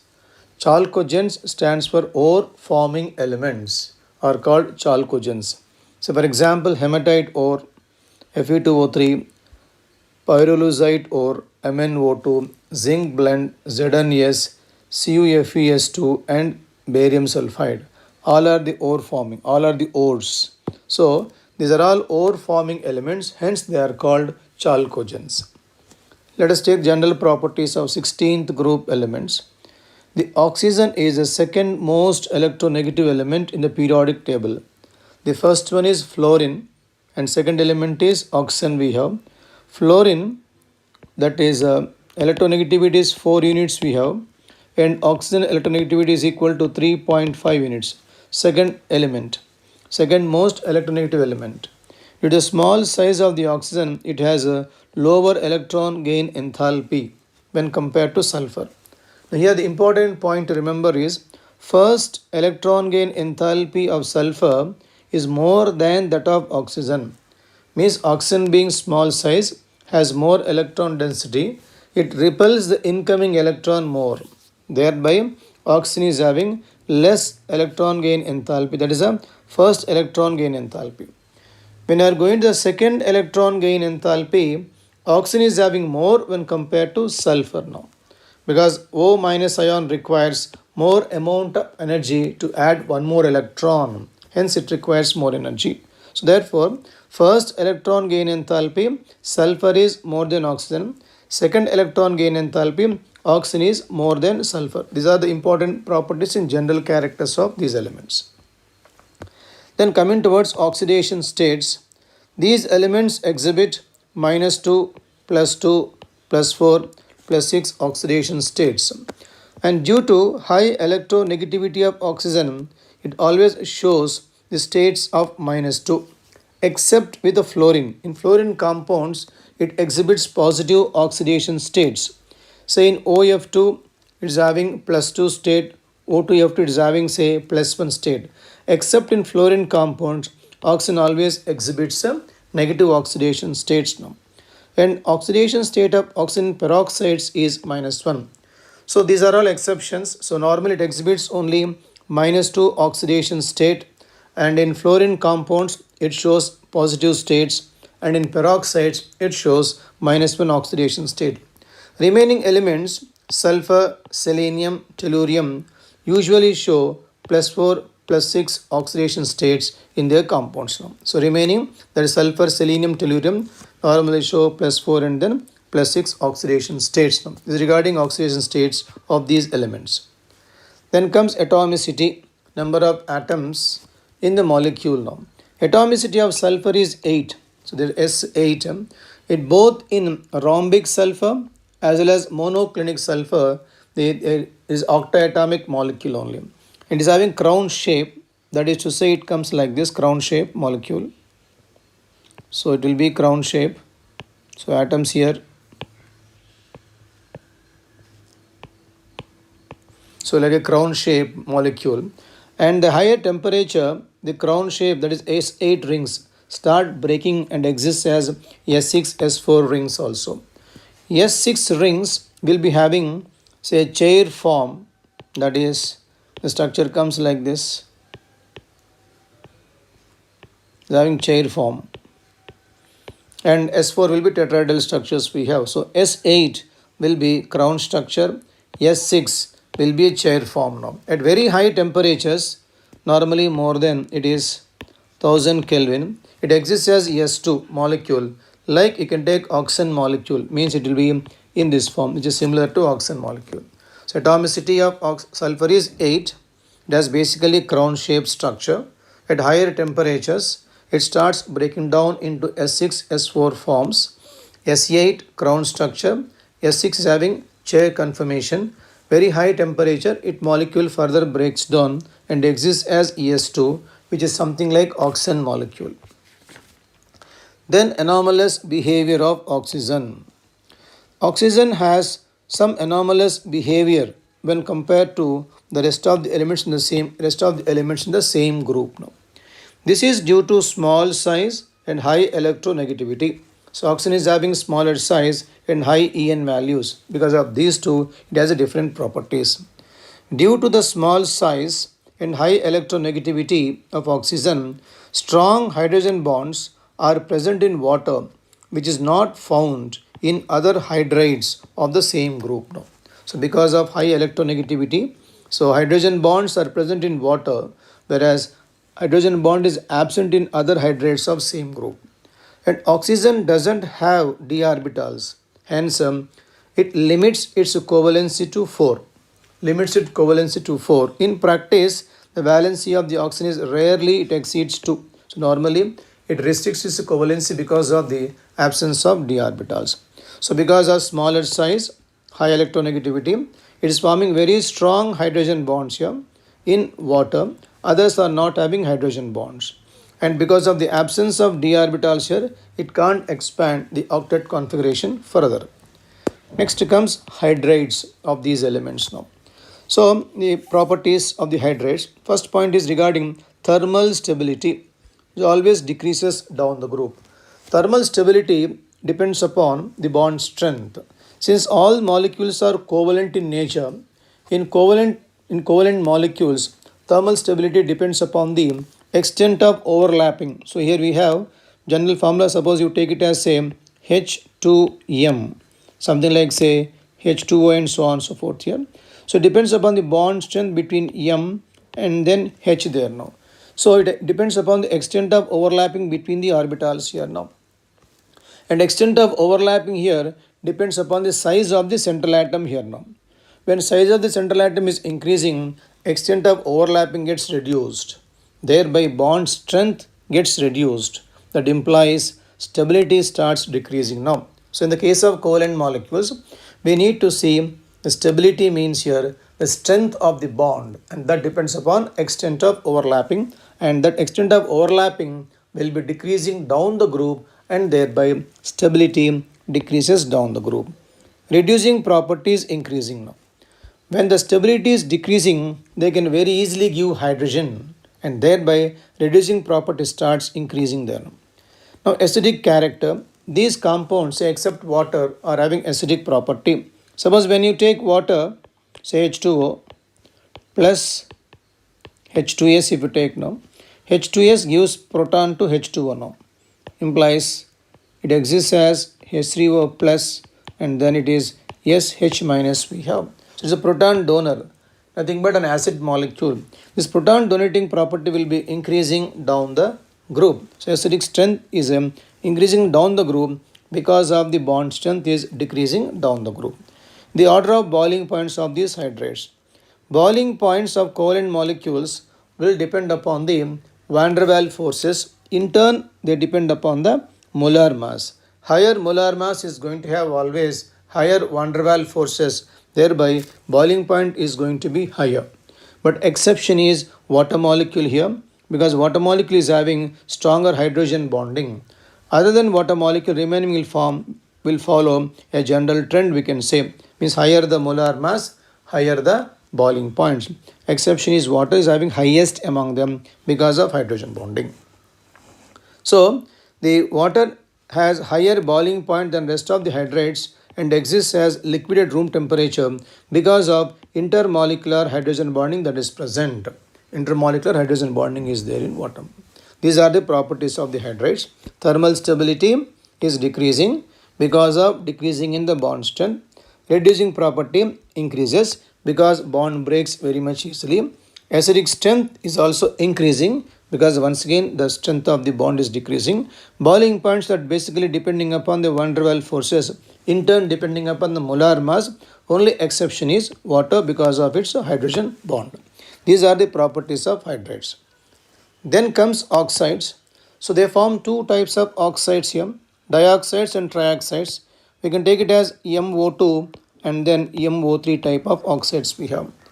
The acidic strength, if you take dioxides, SO2, SeO2, TeO2 and trioxides SO3, SeO3, TeO3 we have. Whenever oxidation state is same, the acidic strength depends upon the electronegativity. Highly electronegative element is going to be forming a stronger acidic oxide. So thereby SO2 is a stronger acidic oxide. Similarly in trioxides also we see the same trend is being formed. But when you compare acidic strength of say trioxides and dioxides here now, trioxides are having more acidic strength, means we can say SO3 is having more acidic strength when compared to SO2 we have. So when comparing these two, trioxides are more acidic nature when compared to dioxides. Then the first one, sulfur dioxide molecule. So sulfur dioxide is formed by burning sulfur in air. So simple equation, S plus O2 on burning gives rise to SO2 here. Roasting of sulfide ores also gives sulfur dioxide as a byproduct. Suppose when you take zinc sulfide, so roasting in oxygen, that is excess of air now, then we get zinc oxide plus byproduct as sulfur dioxide. So roasting of sulfide ores also gives rise to sulfur dioxide gas now. Then in the laboratory it is prepared by treating sulfide salts with dilute sulfuric acid. Sulfide salts are taken, means you can take an example of sodium sulfide salt Na2SO3 with sulfuric acid, say H2SO4, giving rise to, it forms Na2SO4 plus sulfur dioxide plus it forms H2O. So sulfur dioxide is formed by the action of sulfuric acid on sulfide salts in the lab. Let us take now the properties of sulfur dioxide. Sulfur dioxide is colorless and pungent smelling gas. It has smell of burning sulfur. It dissolves in water to form sulfurous acid. That is, SO2 dissolves in water. It gives rise to H2SO3. It forms sulfurous acid. And it reacts with NaOH, forms a sodium sulfite. So when you take sulfur dioxide, say dissolving in sodium hydroxide, it forms there Na2SO3. Sodium sulfite is being formed here. So you can take it as acid and base type of reaction. So that is SO2, acidic oxide, NaOH, basic in nature. It forms sodium sulfite salt. Next, it reacts with the chlorine to form addition compound, which is known as sulfuryl chloride, SO2Cl2. Simple addition reaction only, that is SO2 plus Cl2, it gives rise to SO2Cl2. We have sulfuryl chloride. And when come to the moist sulfur dioxide, behaves as a bleaching agent as well as reducing agent also. And one property is the bleaching action of sulfur dioxide is because of reduction. Bleaching property is because of reduction. It is acting as a reducing agent also. Now coming to a structure. Structure of sulfur dioxide is having a bend shape, and sulfur is undergoing sp2 hybridization and bond angle is 119 degrees we have. So sulfur, we have two double bonds, oxygen atom, a lone pair upon this we have, and sulfur is undergoing sp2 hybridization and bond angles are here 119 degrees we have now. So bend shape and sp2 hybridized molecule. Then halides and respective structures of the compounds here now. Halides and the structures. So 16th group elements form four types of halides: MX6 hexahalides, MX4 tetrahalides, MX2 dihalides, and MX, but they are existing as dimers, that is a monohalides of M2X2 type we have now. Coming to the structures of these molecules here, to find out the hybridization, we require total number of bond pairs plus total number of lone pairs are required now. The total number of bond pairs and lone pairs will give us hybridization. Let us take for example MX6 now. So M is being 16th group element, has a 6 electrons here. It is forming 6 bonds altogether. It implies that MX6 has completely 6 bond pairs are there. 6 bond pairs means hybridization will be sp3d2. Total number of pairs will give us hybridization. Totally we have 6 bond pairs are there. So hybridization is equal to here sp3d2. Let us take an example, say SF6 molecule in that way. So SF6, So structure sp3d2 hybridization, sulfur in the middle, all corners are occupied by fluorine atoms. So if you take SF6 molecule now, it comes in this way. So structure is octahedral structure. Octahedral structure, and it is sulfur is undergoing here sp3d2 hybridization we have. This comes number of bond pairs plus lone. There are no lone pairs here, all of them are bond pairs only. Now let us take MX4, right? MX4, the central atom, let us take for example SF4 molecule. SF4 molecule. Sulfur is having 6 valence electrons here. So let us take 1, 2, 3, 4, 5 and 6 valence electrons. There are 4 bonds towards 4 halogens. Let us take these are the 4 bonds here. 4 bonds are being formed. And still we have one more lone pair. So number of bond pairs are 4 here. 1, 2, 3, 4 and one lone pair we have now. So total number of pairs, lone pairs plus bond pairs is equal to 5 we have. If it is 5, hybridization is going to be sp3d hybridization. So total number of pairs will decide hybridization. Total number of pairs, if they are 6 in number, that is going to be sp3d2. If they are equal to say 5, that is going to be sp3d we have. If there are total number of 4s are pair, it is going to be sp3 and so on and so forth. Total number of pairs will decide hybridization. In this case, we have 4 bond pairs are there and one lone pair we have. So 5, it comes to sp3d hybridization. Let us see the structure now. So the basic form, that is sp3d structure, comes like this. And a lone pair is present in the equatorial plane here. Let us take remaining, all of them are fluorine atoms like this. So here we have a sulfur atom present in the middle. So this structure, so sp3d hybridization is coming at a seesaw structure. It is a seesaw structure we have. One lone pair on equatorial plane, remaining are the bond pairs we have now. So total number of pairs are 5. So it's coming under sp3d hybridization. Let us now take MX2 structure. In MX2 structure here, suppose sulfur sulfur is having again 6 valence electrons here, of which 2 of them are bonded here now. So let us take metal M here now, element M, 6 electrons. So 1, 2, 3, 4, 5 and 6. These 2 are forming bond with halogen now. Implies number of bond pairs are 2, number of lone pairs are again 2. Total number of pairs are coming to 4 in this case. Total number of pairs are 4 means it is a sp3 hybridization. So molecule is bend shape, means we have metal M and X and X here you have, and 2 lone pairs are there. Something like we can say SO, something like H2O structure. So bend shaped molecule we have. And M2X2 type of structure. It is similar to that of H2O2 structure. Structure is like you can take H2O2, which is open book structure. In this, along the spine of the book, we have the 2 elements which are present here. Means if we take the spine of the book, say metal element here now, and here we have X and X. These 2 are in the 2 leaves of the book. Now if we expand this structure, we can take a structure coming like this. So something like open book structure of say H2O2 structure, that is oxygen atoms in the spine of the book and leaves contains 2 hydrogen atoms. So something like similar to that of H2O2 structure we have. These are the structures of halides now. Excuse me.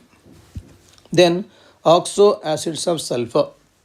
Sulfur has many number of oxyacids in which it is sp3 hybridized, and in all oxyacids basicity is 2.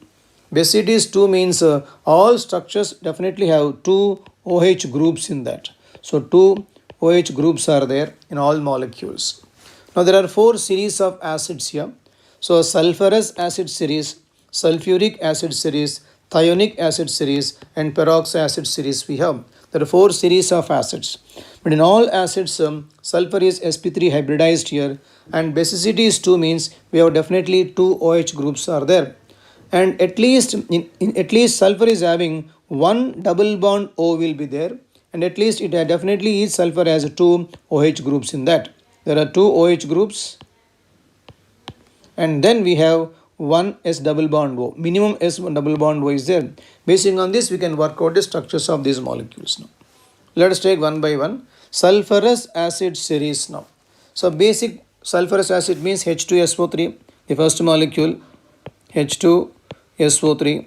So sulfur dibasic, so definitely it must have two OH groups. All acids have two OH groups there, and sulfur at least has one double bond O. It's nothing but H2SO3 form, sulfurous acid now.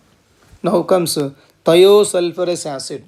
If you are replacing one oxygen say by one sulfur, those compounds are called thiosulfurous acid, thio compounds. Let us take the same structure here. You are replacing this oxygen by sulfur here, and so this molecule is called now thiosulfurous acid. So H2, it will be S2, and then O2 we have. We have replaced one oxygen by one sulfur. H2S2O, it is thiosulfurous acid we have. Then pyrosulfurous acid. The compound pyro means we need to take 2 units of sulfurous acid and remove one water molecule from them. Then you are going to get pyroacids now. We are taking 2 units of sulfurous acids and remove one water molecule from them. It is having here pyrosulfurous acid is going to have 2 sulfur atoms in that. So let us write 2 sulfur atoms in that. And E is dibasic acid, so it should be totally it must have 2 OH groups in that, and each is having one double bond O here now. And since molecule is H2S2O5, we have one more oxygen present, that is going to be double bond O here now. This structure of pyrosulfurous acid. So pyro acids can be assumed that they are obtained by a removal of one water molecule from 2 units of sulfurous acids. Then comes dithionous acid. Dithionous acids. Dithionous acids means they have a group called sulfinic group. Sulfinic group. Sulfinic group is SO2H group. SO2H groups are called sulfinic group. Sulfonic is SO3H. Sulfinic is SO2H. If 2 sulfinic groups are bonded to each other, that is said to be dithionous acid. Dithionous acid. So here, so there are once again double bond O, E sulfur has one OH group now. So molecule is here H2, it is S2 we have, H2S2 and then O4, which is called dithionous acid. So dithionous acid has sulfur-sulfur bonding, and there are 2 sulfinic groups. Sulfinic group is SO2H group is there. So these 4 are coming under sulfurous acids now. So sulfurous acids are the basic sulfurous acid, then comes thiosulfurous acid, then comes pyrosulfurous acid, then comes dithionous acid. Then sulfuric acid series we have. The basic compound is sulfuric acid, that is H2SO4 we have. So again there are 2 OH groups because all of them are dibasic in nature. We have 2 more oxygens left, 2 double bond O we have. That is a sulfuric acid structure. Thiosulfuric acid. Again replace one of the oxygen by sulfur. Implies that it should be H2S2O3. We are replacing one oxygen by sulfur. So therefore in structure also just replace one of the oxygens by sulfur. And you are going to get thiosulfuric acid. Then pyrosulfuric acid we have. So again it can be assumed that from 2 units of sulfuric acid, remove one water molecule, you are going to get pyrosulfuric acid. It is also known as by other name oleum, that is H2S2O7. One more name is oleum for this one now. Oleum. Excuse me. Now again one double bond O must be there, each sulfur atom. There must be definitely 2 OH groups altogether we have now, and we are still left with oxygen atoms. So it's having odd number of oxygen atoms, so one comes in between these two then now. So H2S2O7 oleum structure is this. Oleum is actually supposed to be a mixture of sulfuric acid plus sulfur dioxide. So H2SO4 plus SO3 oleum structure. Then comes thionic acid series now. Thionic acid series contain sulfonic groups, that is they have SO3 H groups are there, which are bonded through sulfur atoms. Sulfonic acid groups bonded through sulfur atoms there now. Let us take the simple one, say dithionic acid, means we have two sulfonic groups. So this is SO3H group, sulfonic group. One more sulfonic group we have. Both are bonded to each other.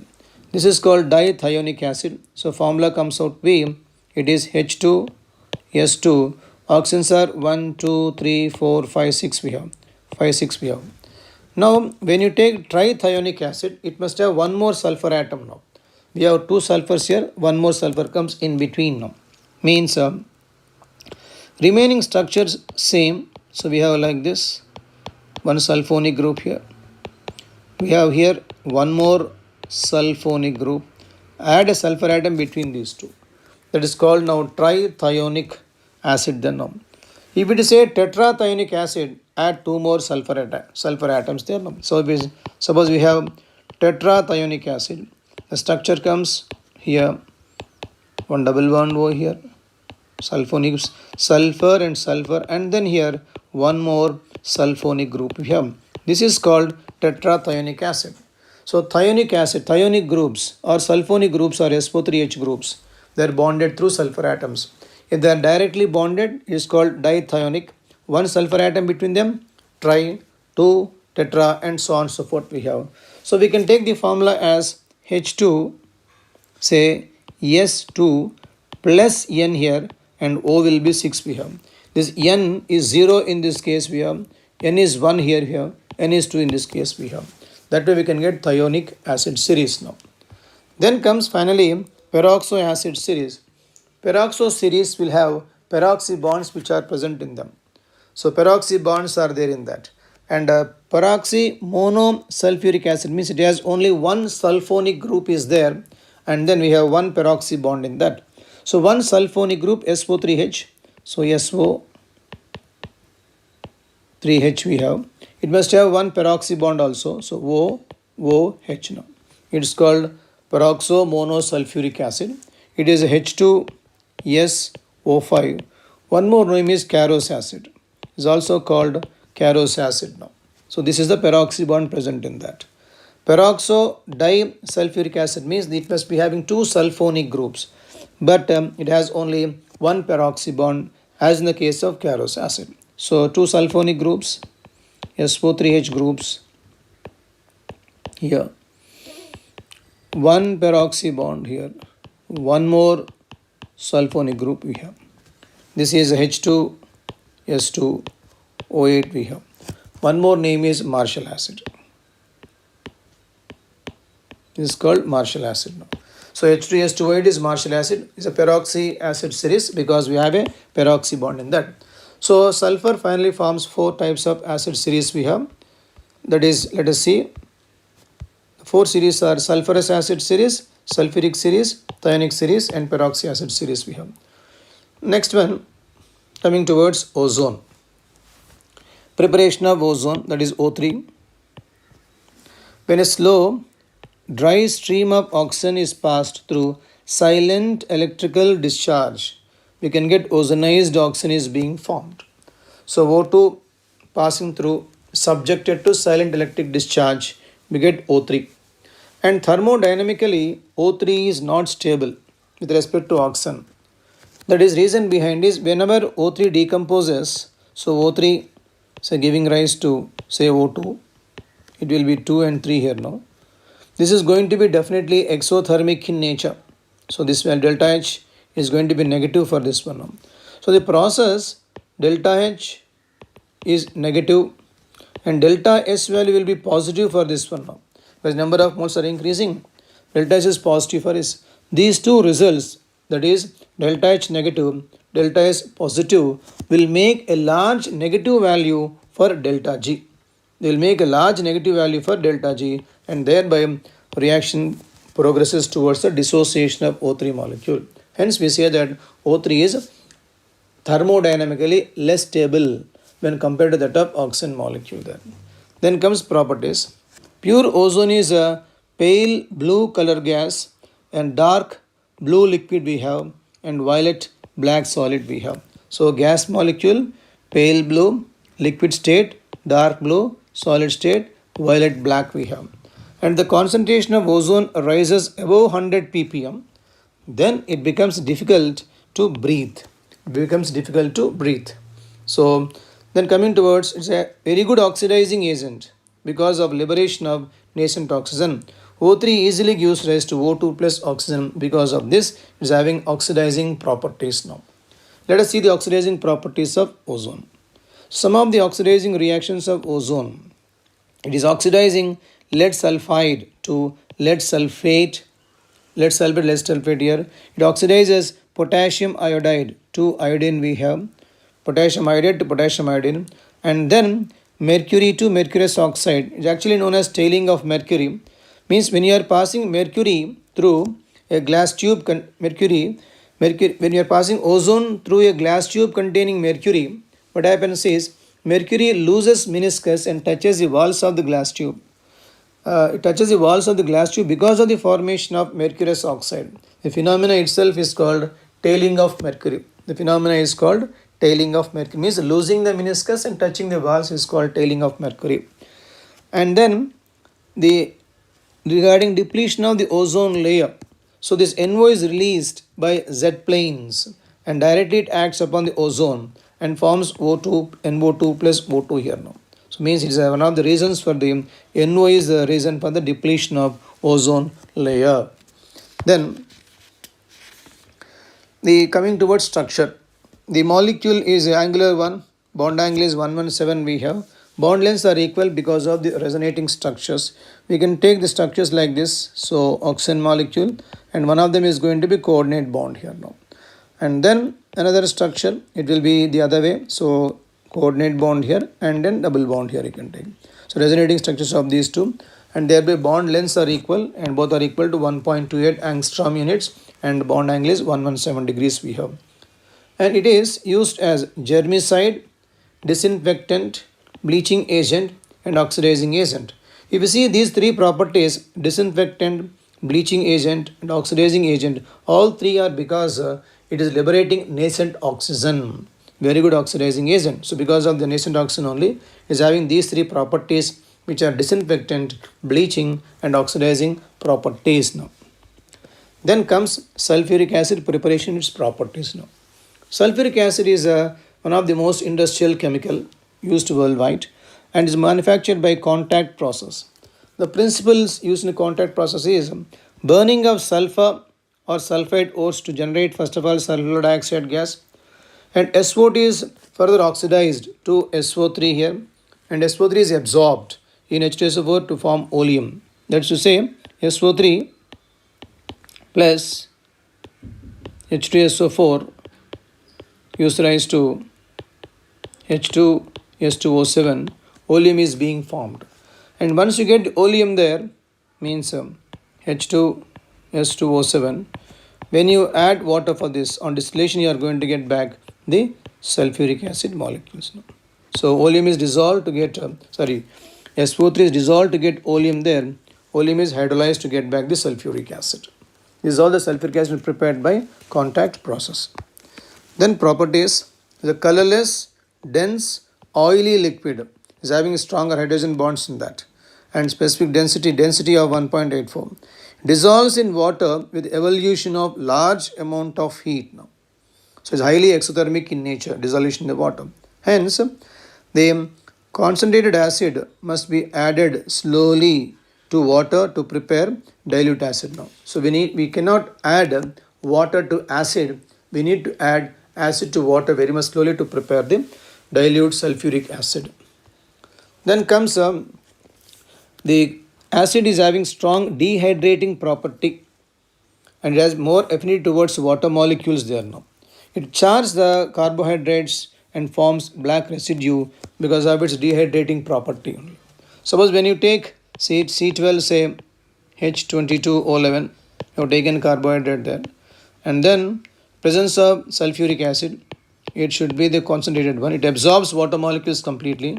It absorbs here 11 H2O molecules, and finally carbon is left off. So we can see a residue of carbon form. It charts the carbohydrates. And then hot and then concentrated sulfuric acid is moderately strong oxidizing agent. It's a moderately strong oxidizing agent. So it both metals and nonmetals are oxidized. Metals as well as nonmetals are oxidized by this. So let us take copper plus sulfuric acid, giving rise to, it forms copper sulfate and then sulfur dioxide plus water we have. If we take carbon, carbon also gets oxidized to corresponding carbon dioxide, and H2SO4 becomes sulfur dioxide plus water. Means both metals as well as nonmetals can be oxidized by this. Now let us discuss properties of 17th group elements and their compounds. 17th group includes fluorine, chlorine, bromine, iodine and astatine. These elements are born from sea salts with most of the metals. So they are called halogens. The word halogens is of two words, halus and gen. Halus stands from sea salt, gen stands from born. So they are born from sea salts, hence called halogens. The general configuration of these elements, halogens, is Ns2Np5. They have 7 electrons in the outermost orbit. Let us take the general properties of these elements. Atomic radii and ionic radii increases down the group. It's a general trend. And here, these are small sized atoms in their respective period because of higher nuclear charge. But still down the group, atomic size will be increasing. Ionization enthalpies, because of more nuclear charge, they are having higher IP values. And once again, IP values decrease down the group. Electronegativity, they are highly electronegative elements in the periodic table, and the order of En values, fluorine being the highest in complete periodic table. So fluorine, then more than chlorine, then bromine, then iodine, and all the values are according to Pauling scale values only. Electron gain enthalpy, being small size, they have a higher electron gain enthalpy, but exception is fluorine. Fluorine is having lesser value than chlorine because fluorine is small size and has high electron density. When you compare fluorine and chlorine here now, so chlorine is a larger sized atom, whereas fluorine is a small sized atom now. So it is having more electron density when compared to chlorine. It is having more electron density, it starts repelling the incoming electron. Thereby, it has a less electron gain enthalpy. So lesser electron gain enthalpy for fluorine, it is because of small size and then higher electron density. Then coming towards physical properties, color, a fluorine yellow colored gas, chlorine green yellowish gas, bromine reddish brown liquid, iodine violet solid. Violet, it can be called a sublimating solid. Iodine is violet sublimating solid. The bond enthalpies decrease down the group due to increase of their size. Again, exception is fluorine. Because in the case of fluorine, being very small size here, to form fluorine molecule, the fluorine atoms come close and they have non-bonding pairs now. So when atoms are coming close to form fluorine molecule, the non-bonding pairs also come close to each other, and they start repelling with each other. So repulsive force present between these two will decrease the bond strength. So exception is fluorine. Fluorine is having lesser value. That is because of small size, non-bonding pairs undergo more repulsions and repulsive force decreases the bond strength in this. So order of the bond enthalpies are chlorine more than bromine, then comes fluorine, and then iodine we have. Then the oxidizing power is in the order of. So they are the best oxidizing elements in complete periodic table, fluorine being the best. Fluorine, then chlorine, then bromine, then iodine we have. So here fluorine is a best oxidizing agent. That is because of its low bond enthalpy as well as higher hydration enthalpy. Fluorine has the highest value because of low bond enthalpy as well as a higher hydration enthalpy. When it comes to oxidation states here, all halogens exhibit -1 oxidation state. And due to high electronegativity and absence of d orbitals, fluorine mainly exhibits -1 state. So fluorine mainly exhibits -1 because of high electronegativity as well as absence of d orbitals. The other elements, chlorine, bromine, iodine, exhibit +1, +3, +5 as well as +7 oxidation states. Now, other elements are going to exhibit positive states, that is a chlorine, bromine, iodine exhibit +1, +3, +5 and then +7 oxidation state. Then comes anomalous behavior of fluorine. The anomalous behavior of fluorine is due to its small size, high electronegativity, low bond dissociation enthalpy and non-availability of d orbitals. So 4 points are there. Anomalous behavior of fluorine is because of small size, high electronegativity, low bond dissociation enthalpy and non-availability of d orbitals. Most of the reactions of fluorine are highly exothermic in nature. Since it is most electronegative element, it cannot combine with oxygen to form oxyacids. So oxyacids are not there for fluorine because it cannot combine with highly electronegative oxygen. Then when it comes to hydrides, hydrides are of formula HX type we have. We can take, that is HF, then comes HCl, then HBr, then HI. So general formula of hydrides is HX. Let us see the stability of these hydrides now. Since all molecules are covalent in nature, the stability depends upon the bond enthalpy. Between H and then X we need to see the bond enthalpy. And bond enthalpy depends upon the size of the central atom now.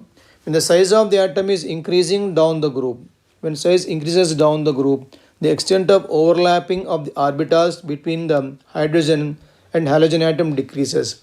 Due to this, bond enthalpy gets reduced, thereby stability decreases. So decrease in the stability is because of decreasing in the bond enthalpy.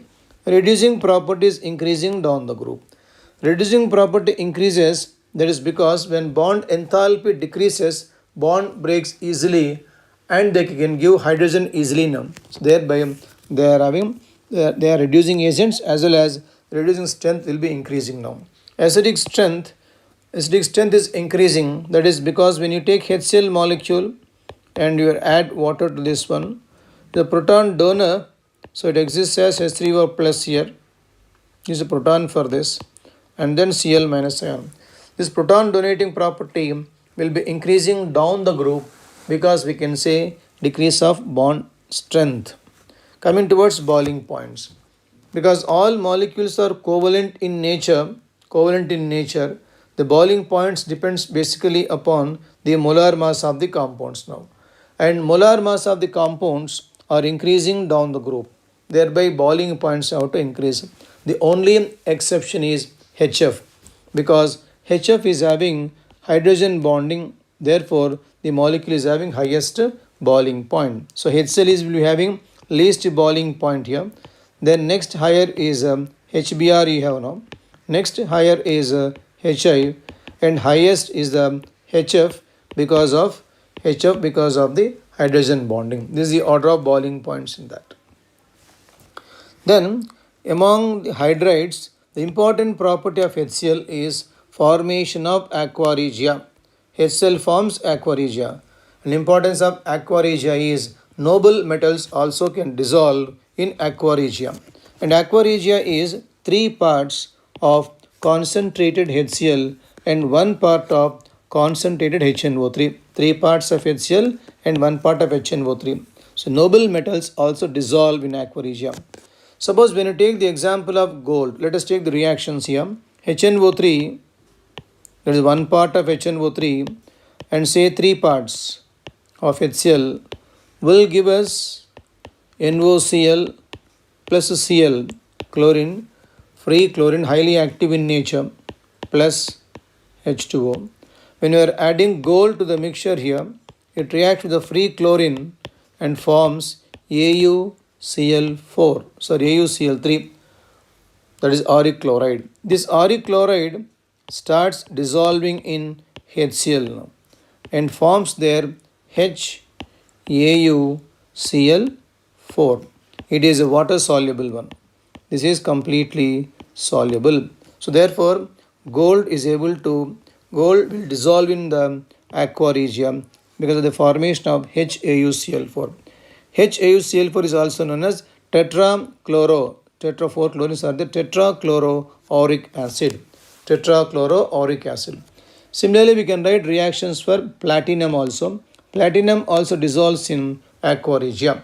So aqua regia importance is noble metals also dissolve in aqua regia, and aqua regia is 3 parts of HCl with 1 part of HNO3. Then interhalogen compounds. Halogens combine among themselves to form a number of compounds which are known as interhalogen compounds of type, that is XX dash, XX dash 3, XX dash 5, XX dash 7 we have. So where X the central atom, the larger atom we can say, X dash is a smaller halogen atom we have. Suppose when you take the first category of say X dash here, ClF, BrF we can take now. ClF, BrF. Coming towards ClF will be something like Cl2 structure, chlorine and then fluorine we have here. So non-bonding pairs. This is the structure of ClF we have. Then next category, now it is XX-3 we have. Example is say ClF3 molecule. ClF3 molecule is having three bond pairs. 3 bonds are there, 3 bond pairs, and 2 lone pairs are there. So total number of pairs always give us hybridization now. So we have here 3 bonds are there and 2 lone pairs are there. Means altogether 5 pairs are there. 5 pairs stands for sp3d hybridization. So sp3d hybridization, the structure is, so it has basic form, trigonal structure we have. And then let us take ClF3, the Cl is here now. And in the equatorial plane, you have the lone pair of electrons present there now, equatorial plane. Remaining fluorines are there along the axis as well as one along the equatorial plane. Therefore, structure is a T-shaped molecule. So, number of pairs, how to see the number of pairs means here, chlorine is having totally 7 valence electrons. So, 1, 2, 3, 4, 5, 6, 7 we have. And there are 3 atoms fluorine forming bonds. So it will be 1 fluorine bond here, 1 more here and 1 more here. Means we have here 3 bond pairs are there and 2 lone pairs are left. So therefore it is having 3 bond pairs and 2 lone pairs are there. So total number of pairs are 5. We have 5 pairs, that will be sp3d hybridization. 6 pairs sp3d2 we have. 6 pairs stands for sp3d2 we have. 4 pairs will stand for sp3 hybridization. That way we can find hybridization and structure. Next category, the molecule is X-5. An example is say BrF5 molecule. Again, when you are trying to find hybridization here now, so Br central atom having altogether 7 electrons here. So 1, 2, 3, 4, 5, 6 and 7 here. There are 5 atoms forming bonds here. So 1, 2, 3, 4 and 5 bonds are there. Implies there are 5 bond pairs are there here altogether. We have only 1 lone pair left. 1 lone pair. Altogether we have 6 pairs are there. No, 6 pairs stands for sp3d2 hybridization. Therefore, structure will be sp3d2 hybridization. That is, there is 1 lone pair present on that. Lone pair occupies here, lone pair here. Remaining, or here BrF5 we are taking here. Let us write the Br here and then fluorine atoms here now. So the base is square and we have a pyramid on this type. So we can take it as a square pyramidal structure but it will be distorted square pyramid structure because of lone pair of electrons which are present in that. Next one. Next structure is X7. Let us take IF7. So all 7 bonds are there. No lone pairs on that. So there was 7 means it will be sp3, D3 hybridization we have. So it will be structure is going to be octahedral, the pentagonal structure. So pentagon we have, and then the central atom is say iodine here now, and all corners are occupied by fluorine atoms. All are fluorine atoms. So this will be pentagonal bipyramid structure. No lone pairs. All of them are bond pairs. So sp3, D3 hybridization we have. Then comes one of the important point regarding interhalogen compounds. They undergo hydrolysis now. In these reactions here, a small halogen comes out as HX and larger one comes out as oxoacid of that. Let us take for example ClF undergoing hydrolysis giving rise to. Here the smaller one is fluorine, it comes out as HX, that is HF. Larger one is chlorine we have, it comes out as HOCl. So oxidation state will remain same. It is a +1 here for chlorine atom. It also has +1 in this oxyacid now.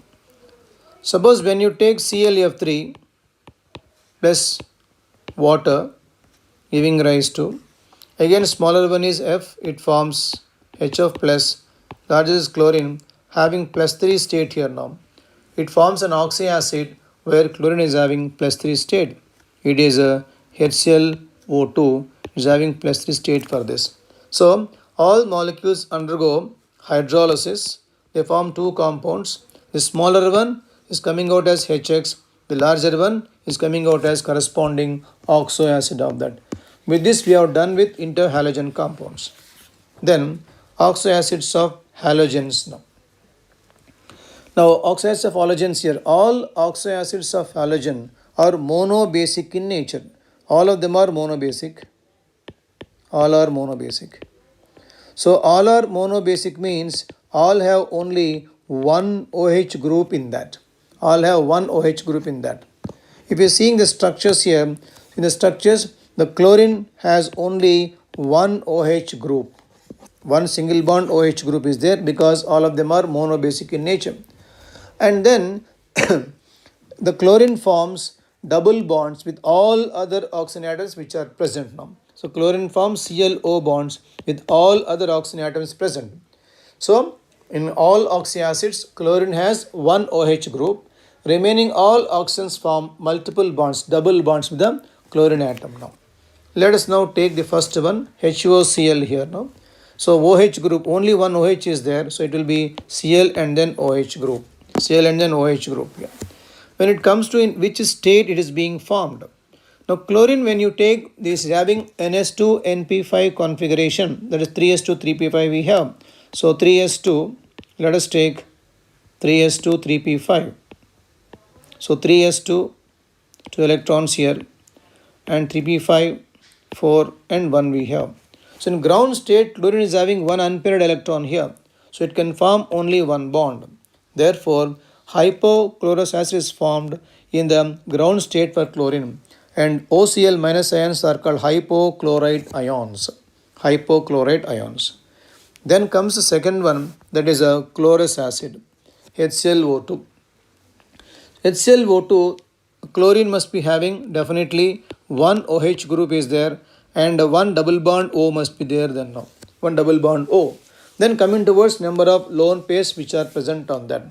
We know that chlorine altogether has 7 electrons, of which 1 is used here now. 2 of them are used up here now. 3 are used. Therefore 3, 4, 5, 6 and 7. Implies we have altogether 2 bonds and 2 lone pairs are there. 2 plus 2, 4. 4 pairs are there means it's undergoing sp3 hybridization. And when you take the ground state configuration is, let's say 3s2.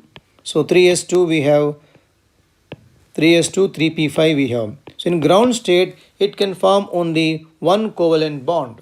But here in the molecule we have altogether there are 3 covalent bonds are there.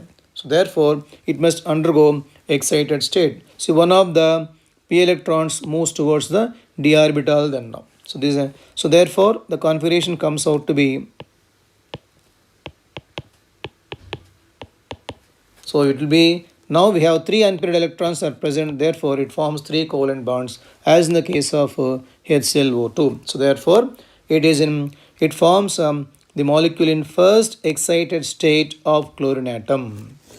So HClO2 forms in the first excited state of the chlorine atom. Now let us see the structure. So there is one double bond or one OH group we have, and the salts are known as chloride salts. Salts are known as chloride salts. Let us take the next one, that is chloric acid. We have HClO3. So always chlorine has one OH group is there. There are 2 more oxygens left off here. So there must be 2 double bonds which are there, and therefore it must be having only one lone pair that is being present. So we have 3 bonds and 1 lone pair, means again 4 are there. 4 means it is going to be sp3 hybridization. Because of one lone pair here, that is going to be pyramidal structure. So sp3 and pyramidal structure we have. Let us take in which state it forms. In the previously we have seen in the first excited state we have here 3 electrons which are present here now. Now let us take that first excited state first. So here we have 2 electrons are there. 2 electrons here. So 1, 2, 3. The first state we have only 3 electrons now. Here it is forming altogether there are 1, 2, 3, 4, 5 bonds are there. We require 2 more electrons, means 1 more electron gets excited here now. It moves here, means finally you are going to get here, that is here 1 electron, 1, 1, 1 and 1 we have. There are now 5 electrons which are present. It is in the second excited state. It forms a HClO3 now. Now structure is there are 2 double bonds, 1 OH group. We have 1 lone pair present on this. And the anions are called chlorate anions. Chlorate anions here. Then next one, the last one, perchloric acid, HClO4. So Cl, so we have always 1 OH group. Remaining all must be doubly bonded oxygen atoms which are present there now. So there it implies that there are no more lone pair of electrons on that. So and base CT is equal to 1. If you see 4 bonds are there, hence 4 pairs implies sp3 hybridization. No lone pairs, therefore it is going to be perfect tetrahedral structure now. If you see the previous form here, previous structure, it is a second state we have now. Let us take the second state once again here. In second state here, we have altogether 5 lone electrons are there. It is forming 5 bonds now. But here you require another 2 more bonds, because 6 bonds are there with oxygen atoms and 1 OH group here. Send 1 more to this one here. That is, therefore, all 7 of them are now completely unpaired here. It forms 7 covalent bonds. That is said to be third excited state now. Third excited state we have. So it is a no peroxy bond, though it is called perchloric acid, there is no peroxy bond in this one. So structure is we have altogether Cl, 1 OH group is there, remaining all of them are multiple bonds like this. So tetrahedral structure is regarding the oxyacids of chlorine we have. Then comes chlorine preparation properties.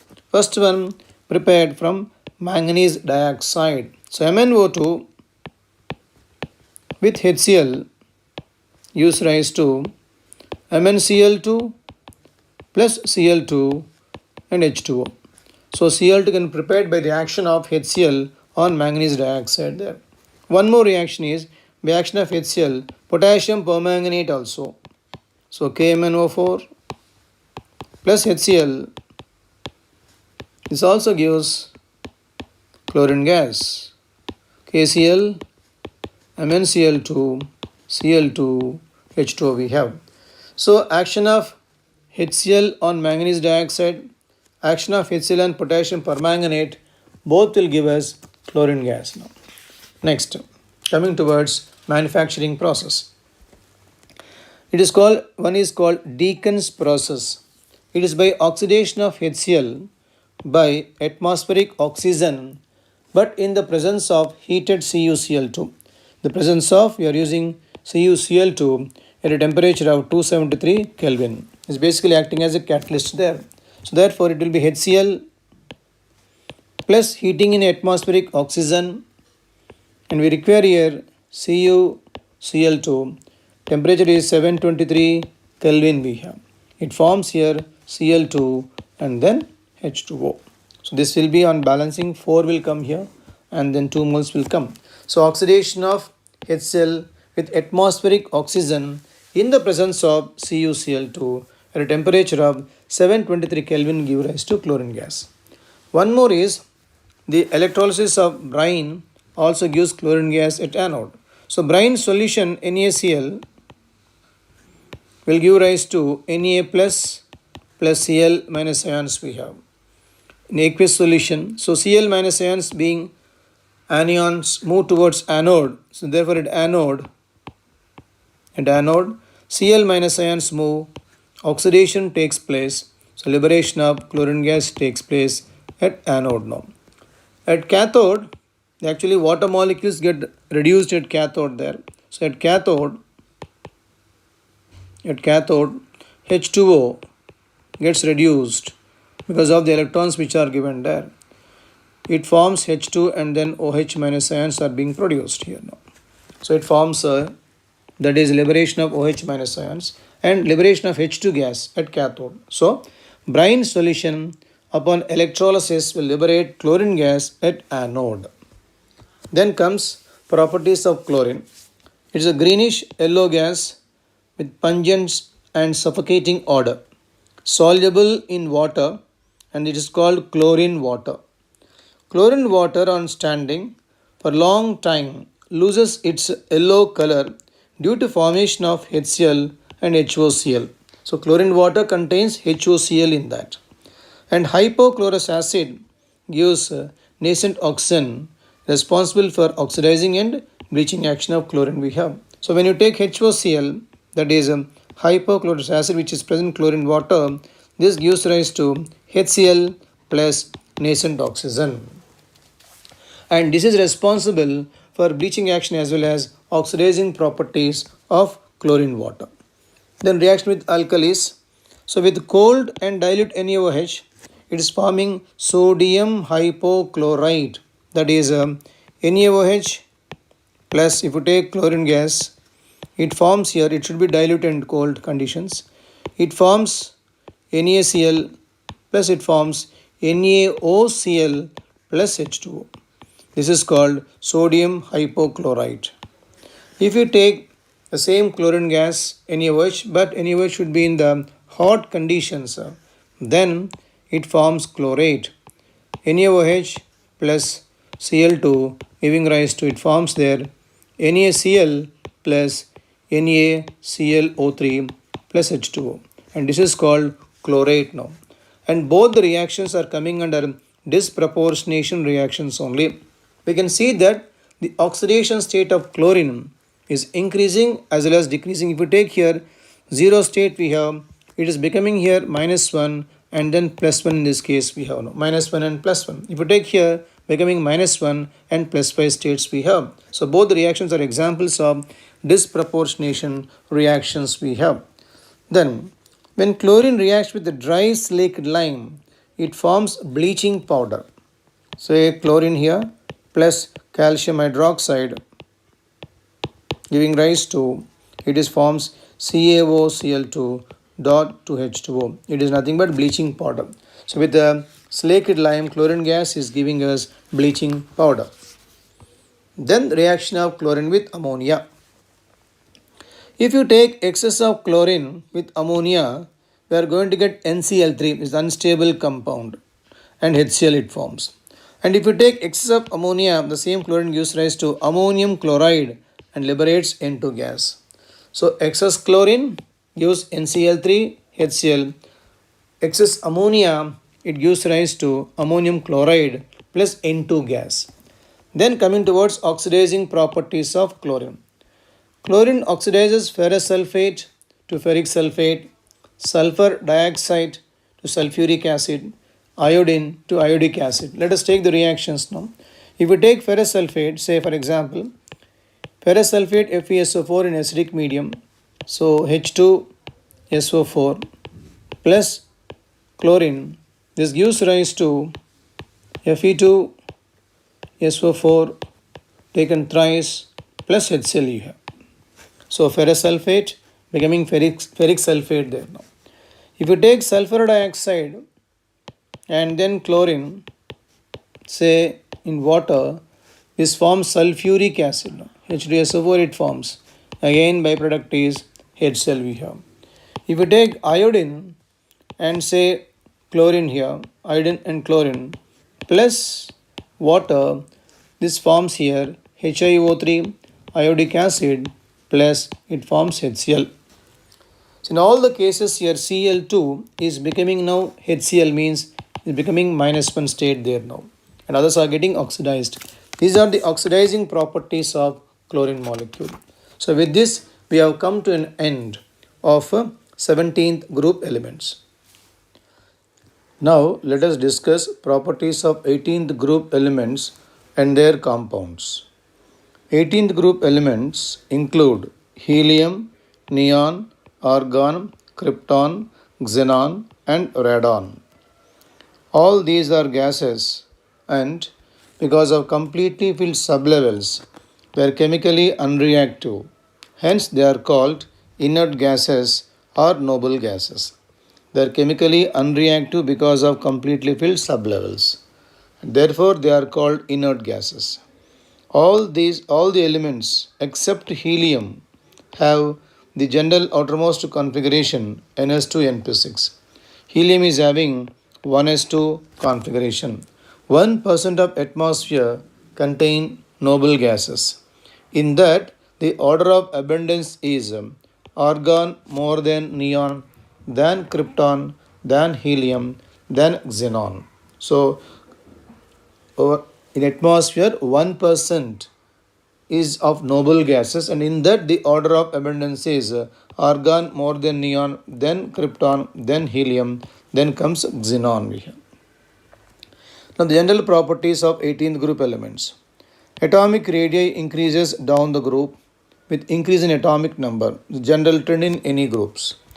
Ionization energy decreases down the group, but due to stable configuration, they have very high ionization enthalpy values. Because of completely filled sublevels, they have higher IP values, but again down the group IP values will be decreasing now. Since noble gases have stable electronic configuration, they have no tendency to accept electrons, and therefore they have large positive values of electron gain enthalpy. So because of stable configurations, they do not have tendency to accept electrons. Therefore, they have large positive values of electron gain enthalpy. Then the physical properties of these elements. All noble gases are monoatomic in nature. They are colorless, odorless and tasteless gases. They are sparingly soluble in water, and they have very low melting as well as boiling points. Because the only type of interatomic interactions present is weak dispersion forces. They have only very weak van der Waals forces, and helium is having the lowest boiling point, which is 4.2 Kelvin. So all noble gases are monoatomic, colorless, odorless, tasteless gases. They are sparingly soluble in water, but solubility increases down the group. They have very low melting and boiling points. That is because they have very weaker van der Waals forces present between these atoms. And helium is having lowest boiling point, and it is 4.2 Kelvin. Then the xenon fluorine compounds. Xenon fluorine compound, that is xenon fluorides, XeF2, XeF4, XeF6. Now, all these are prepared directly from elements itself, that is xenon and fluorine. But the fluoride formed depends upon three factors. Depends upon the ratio of the elements used as well as temperature and then pressure. The type of the fluoride formed depends upon the ratio of these elements used, temperature as well as the pressure. Now when you take excess of xenon and fluorine at 1 bar pressure at a temperature of 673 Kelvin, the compound formed is XeF2. If you take the ratio as 1:5 at 7 bar pressure and 873 Kelvin, XeF4 is being formed. If the ratio is 1:20, then under 60 bar pressure, means higher pressure, and 573 Kelvin, then compound formed is XeF6. So all these xenon fluorides are prepared from elements xenon and fluorine itself, but the compound form depends upon three factors, depends upon the temperature, pressure and the ratio of the elements which are used. And then xenon XeF6 can also be prepared by interaction between XeF4 and O2F2. XeF6 can also be prepared by interaction of XeF4 and O2F2, which gives XeF6. All xenon fluorides are colorless crystalline solid substances and they are powerful fluorinating agents and are easily hydrolyzed. All compounds are colorless crystalline solids and they are powerful fluorinating agents as well as compounds undergo hydrolysis very easily. So for example, when you take xenon fluoride upon hydrolysis, that forms xenon HF and liberates oxygen gas. Xenon fluoride XeF2 and hydrolysis gives xenon HF and then oxygen gas. Xenon fluorides react with fluoride ion acceptors to form cationic species and fluoride ion donors to form fluoroanions. Suppose when you take PF5, because of availability of vacant d orbitals in this can very easily accept fluoride ion and exists as PF6 minus. So this can be considered to be fluoride ion acceptor now. So when you take reaction between XeF2 and PF5, so if PF5 accepts fluoride ion here, it takes F minus here now. Thereby it will be XeF plus is being formed. It is now the cationic species in this. So if we have a fluoride ion acceptor like PF5, SbF5, the xenon fluorides exist as cationic species now. If you have a fluoride ion donors like say metal fluorides, they will become very easily M plus and F minus ion. If we take the reaction between XeF6 and metal fluoride here, XeF6 accepts F minus ion now. It forms anion then now. So with the fluoride ion donors like metal fluorides, they are existing as a fluoroanions then. If we have a fluoride ion acceptors, they are existing as a cationic species. Fluoride ion donors, they are forming fluoroanions. In the shapes of xenon fluorides now. So XeF2 structure. The total number of pairs of electrons which are present around xenon in XeF2 is 5 pairs now. Because if you take xenon here, so 8 electrons, 1, 2, 3, 4, 5, 6, 7, 8 are there. There are 2 bonds, F2 means the 2 bonds are being formed here. So let us take 1 and then 2 here now. So 2 of them are bonded pair of electrons here. Remaining 3 are lone pairs present. Altogether we have 5 pairs of electrons. That is to say 5 pairs are being formed. 5 pairs means it is sp3d hybridization. Total number of pairs, lone pairs plus bond pairs comes up to 5. It is going to be sp3d hybridization. 3 lone pairs and 2 bond pairs are there. And it is formed in first excited state. Let us see how it is formed in the first excited state. Now when you take the ground state configuration, say it's a NS2 NP6 we have. NS2 NP6 in ground state here. So 1, 2, 3, 4. This is the NS2 NP6 state we have. In the ground state, xenon doesn't have any unpaired electrons now, so it cannot form any of the compound. In XeF2 formation here, it requires 2 unpaired electrons to form 2 bonds. So therefore, one of the p electrons must be excited to d sublevel. Means now the configuration will be in this form now. So 1 electron here and 1 in this case you are going to get.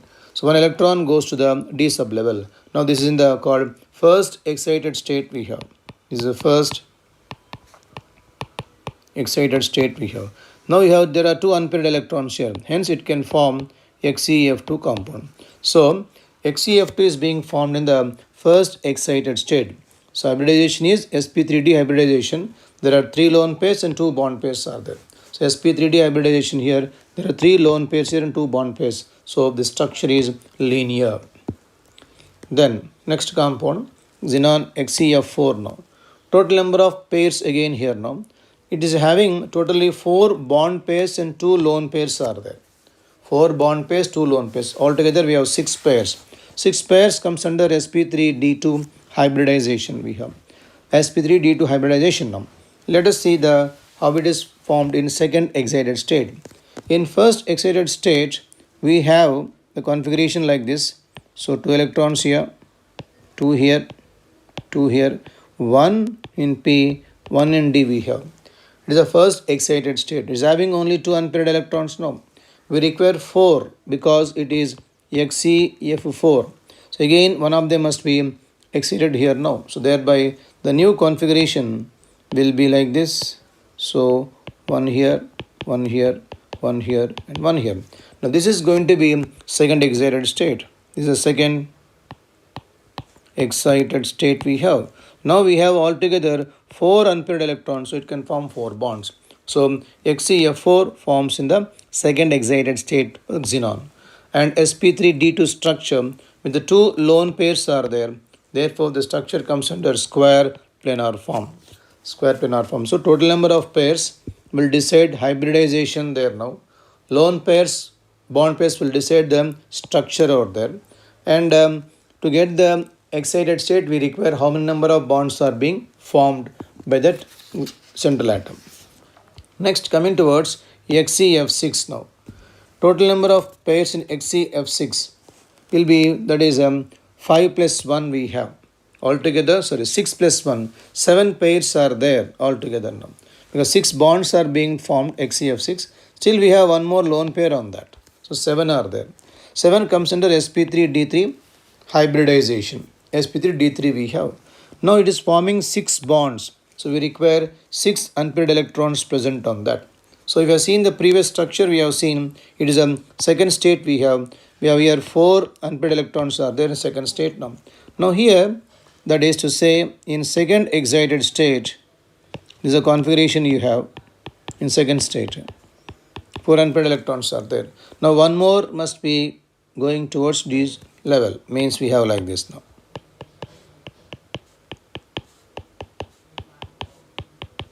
There are now 6 unpaired electrons here. So it can form XeF6 molecule now. So this comes under third excited state. It is a second state we have. It is now coming under third excited state. In third excited state, we have 6 unpaired electrons are present. Therefore, it will be in third state for the formation of XeF6 molecule.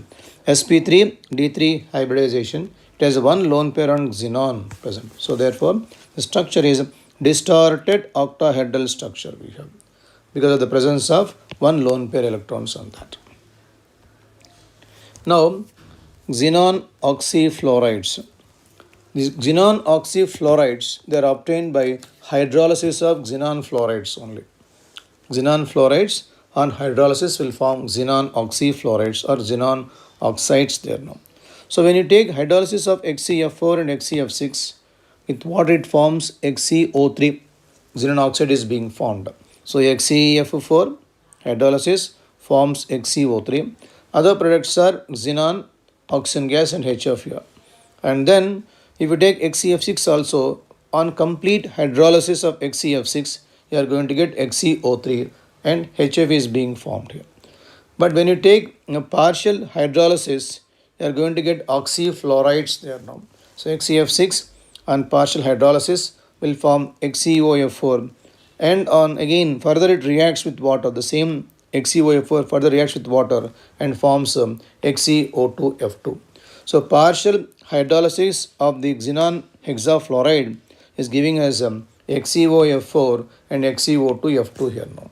If xenon hexafluoride undergoes complete hydrolysis, we are going to get there XeO3 now. And during hydrolysis here, the oxidation number is not changing. Therefore, it is not a redox reaction. There is no change of oxidation state during hydrolysis. Hence, we can say they are not redox reactions. Let us now take the structures of the compounds. So, XeO3. So, in XeO3, again, number of bonds, 3 bonds are there. we have one lone pair. Altogether 4 pairs are there. Hence it is coming under sp3 hybridization there now. So sp3 with lone pair, therefore structure is pyramidal shape we have. And it is colorless, explosive, and is coming under a third excited state now. If you see the molecule here, xenon is forming 3 double bonds are there now. 3 double bonds are there, xenon here. 3 double bonds means altogether there should be 6 unpaired electrons present. 6 unpaired electrons present. 6 unpaired electrons present is possible only in the third excited state. Already we have seen in the xenon fluorides there now. So it is 6 excited state here. So when you take the first excited state of xenon, it comes like this. The first state, excited state, we have 1 electron here and only 1 here now. The first state we have. If you go to second state here, means 1 electron gets excited there now. Then we have a configuration like this. So this will be second excited state we have now. And 1 more gets excited now. Then you are going to get 6 unpaired electrons now. Means 1 more going here. This is now third excited state. Third excited state we have now. So therefore it can form 6 bonds. In the 6 bonds here, 3 double bonds are being formed by xenon here. That is xenon here. We have 3 double bonds here now. And still we have 1 more lone pair is present on that. As regarding structure of xenon. So it is sp3 hybridization with 1 lone pair. So pyramidal structure we have. Next one is XeO4. We have altogether completely 4 bonds are there. No lone pair. So sp3 hybridization, tetrahedral structure we have. Colorless explosive solid. And comes towards it is a fourth excited state we have. Because previously we have seen in third state we have altogether there are 6 electrons here now. We require here 4 double bonds means 8 bonds we require. So we require 1 more excited state. Means here when you have seen in the third state we got this type of configuration there now. So 1 more must be excited here to this one. So that all will be unpaired electrons.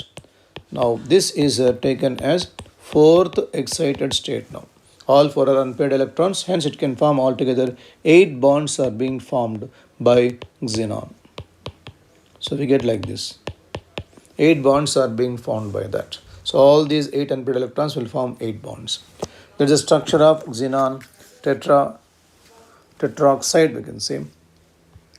Then XeOF4, xenon oxyfluoride here. So number of bond pairs and lone pairs here. So it is sp3d2 hybridization we have. Total number of bonds formed are here 5 altogether because 5 atoms are there here, means 5 bonds will be there. Still it has 1 more pair, so altogether 6 we have. 6 implies it should be sp3d2 hybridization now. And coming towards, it requires a total number of electrons 1, 2, 3, 4, 5, 6 are there. 6 unpaired is possible only in the third excited state we have. It comes in the third excited state then now. In second state, we have like this. Second stage, it is having only 4 unpaired electrons now. We require 6 now. So therefore, 1 more electron must jump here now. So it is going to be now it is going to be now third excited state. Third excited state. Number of electrons are 6 in number. Therefore, it can form 6 bonds altogether. So 1 here, 2, 3, 4, 5 and 6 we have. Lone pairs is equal to 1 lone pair we have. Therefore, sp3d2 with 1 lone pair forms a square pyramidal structure. So it will be third excited state. Thank you.